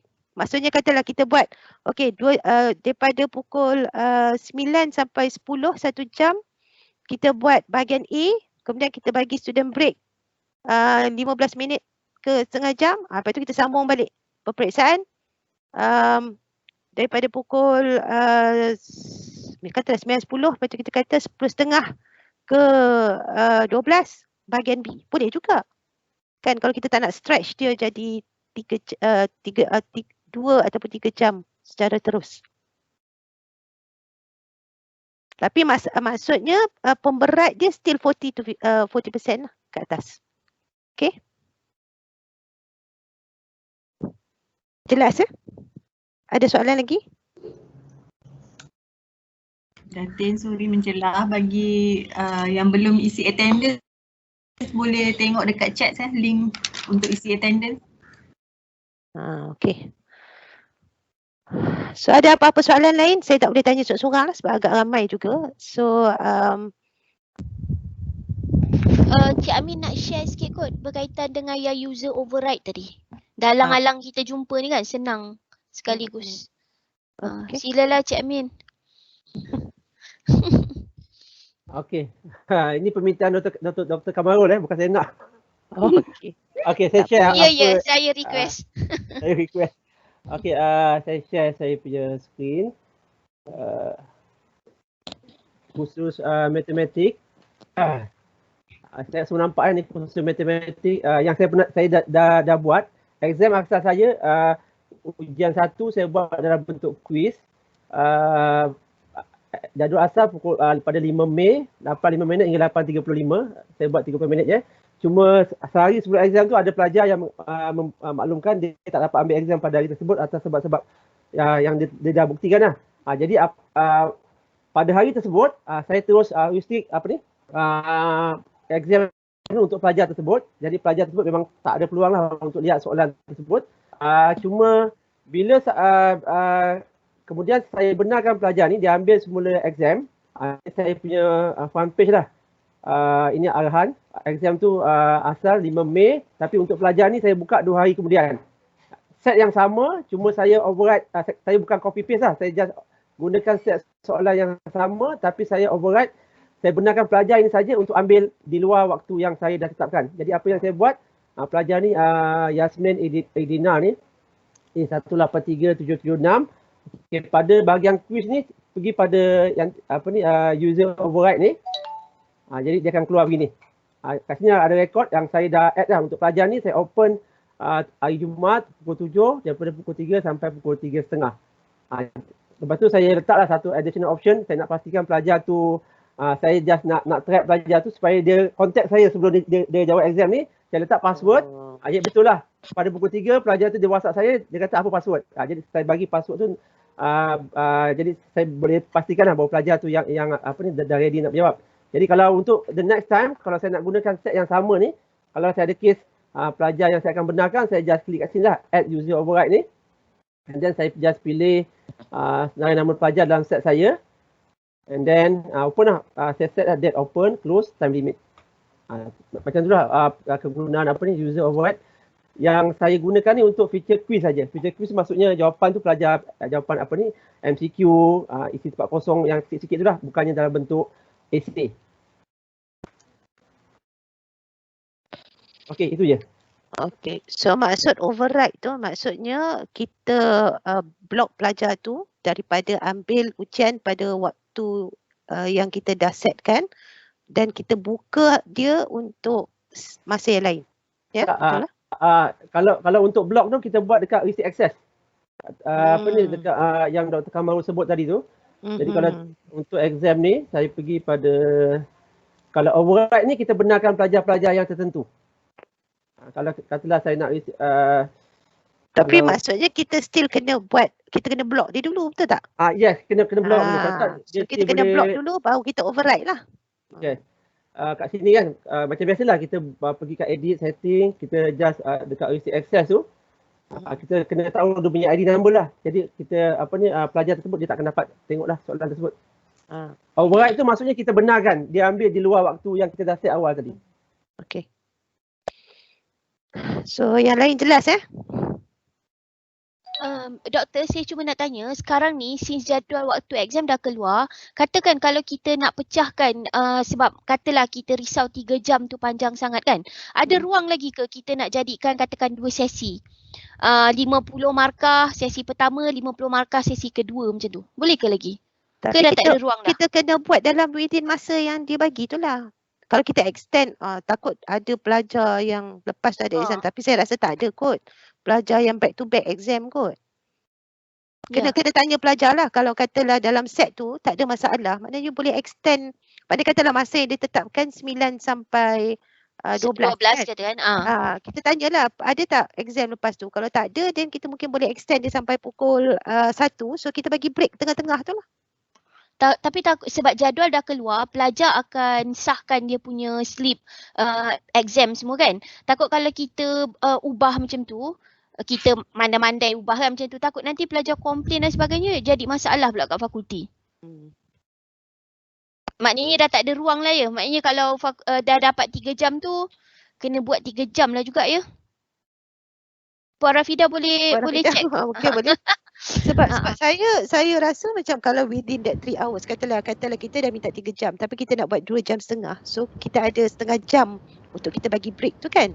Oh tak, ini bukan nak buat 2 jam setengah. Maksudnya nak buat katakan sejam setengah, lepas tu break setengah jam, lepas tu kita buat sesi yang kedua sejam setengah lagi.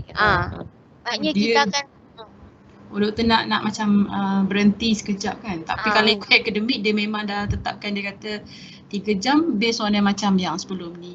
Sebab yang kita letak dalam kemasukan maklumat peperiksaan tu kan, kita dah tetap situ 3 jam. Jadi cuma itulah yang dia orang maklum, kalau tambahan tu pun diberikan untuk yang 15 minit tu Itu pun setting yang dalam UKM Folio, tak kacau yang dalam SMP. Maknanya untuk ISO lah dia kata. Yang 3 cuma kita jam takut student komplain lah, kan itu je. Saya rasa lagi kalau tak ada break, nanti ada isu-isu lain pula.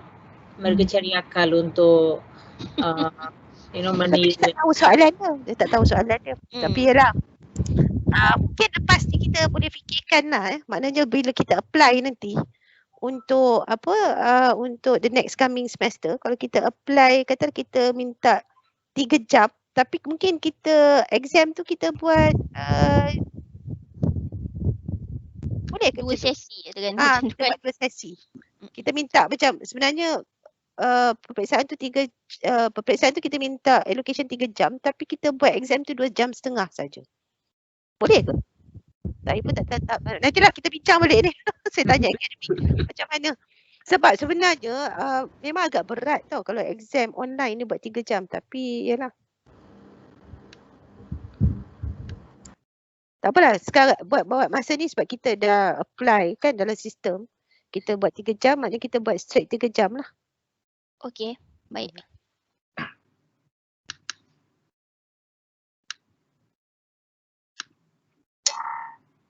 Cuma nanti kita akan uruskan yang bahagian tu lah yang kita akan buat garis panduan dia dan kita macam yang kita tetapkan tadilah kan. Mana pelajar has to be ready lah kalau kita minta on video dan sebagainya dalam tempoh masa peperiksaan tu. Okay? Okay. Mungkin lepas ni kita boleh tambah baiklah peperiksaan tu, sama ada kita nak kita boleh propose kepada, kita tengok macam mana keadaan di semester, sebab I think this is also the first time kita nak buat peperiksaan akhir kan, sebab sebelum ni kita buat penilaian berterusan. Jadi mungkin lepas ni kita boleh bagi feedback kepada akademik sama ada is it possible untuk kita breakkan peperiksaan tu instead of straightforward 3 jam. Okay. So ada soalan lain lagi? Dah berapa jam dah ni? Okay. So kalau tak ada? Kalau kurangkan masa, Datin ada masalah ke sebab masa penaksiran hari itu dicadangkan untuk paper saya yang dibuat secara atas talian dari 3 jam dicadangkan untuk kurangkan ke 2 jam.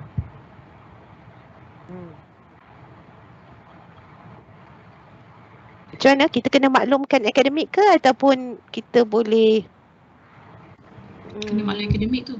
Kena maklum akademik. Setting dalam SMP, betul. Daripada SMP tu yang dia akan tarik nanti dekat muka depan tu. Sebab student nanti dia akan tahu exam ni 2 jam ke 3 jam kan? Betul. Sebab isu dia kalau katalah dia dah set 3 jam, tiba-tiba kita dalam exam dalam peperiksaan kita tulis 2 jam saja, nanti dia boleh question lah. Dia boleh komplain. So nanti ketua program yang akan maklumkan ke atau macam mana? Ada ruang tak untuk kita ubah? Saya rasa macam mana? Lewat juga, kalau tanya saya dah agak lewat jugalah untuk sekarang untuk nak ubah. Melainkan kalau kita hantar, saya tak tahu kalau feedback akademik boleh ubah lagi dalam masa ni. Sebab kita dah kita boleh tanya dululah. Ya, kita tanya dulu akademik sebab kata ini komen daripada pentaksiran kan.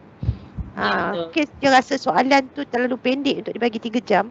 Sebab bila 3 jam ni kalau kita bagi lebih masa, then pelajar tu dia otak dia jadi lagi bijak untuk dia cari sumber-sumber lain kan. Jadi mungkin kita boleh tanya dulu lah akademik, ada tak boleh tak kita kurangkan masa tu?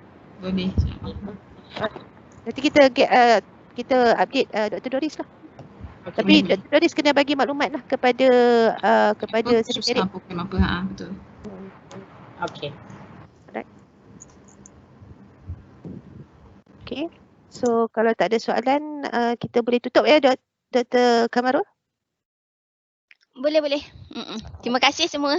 Okey, saya ambil kesempatan ni untuk ucapkan berbanyak terima kasih kepada Dr. Kamarul, walaupun dia dah habis dah tempoh dia tapi dia masih bersedia ya untuk buat this session sebab dia yang berpengalaman sebelum yang berpengalaman lah sebab dia dah handle sebagai Penerola Dekan pengajaran ni untuk tempoh 3 tahun. Jadi saya nak ucapkan terima kasih kepada beliau atas khidmat dia yang sangat-sangat membantu pensyarah semua, dan juga saya percaya selepas ni ini akan dibawa oleh Dr. Zaliha, dan saya percaya Dr. Zaliha pun dah boleh membantu kita lah memberi sokongan kepada kita untuk kita lancarkan lagi proses pengajaran dan pembelajaran di FEP.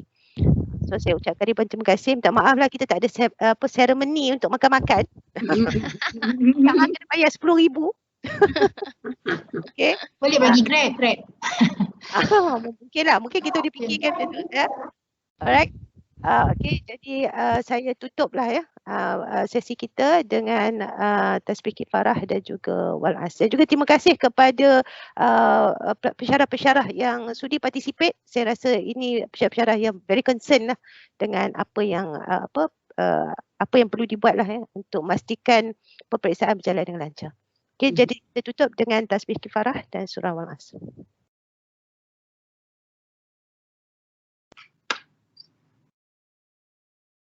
Okey, jadi kepada pensyarah yang hadir, tolong isi form yang di share dekat chat. Ya. Alright, so itu saja. Terima kasih. Assalamualaikum warahmatullahi wabarakatuh. Terima kasih. Terima kasih. Terima kasih. Terima kasih. Terima kasih. Waalaikumsalam. Terima kasih semua. Assalamualaikum.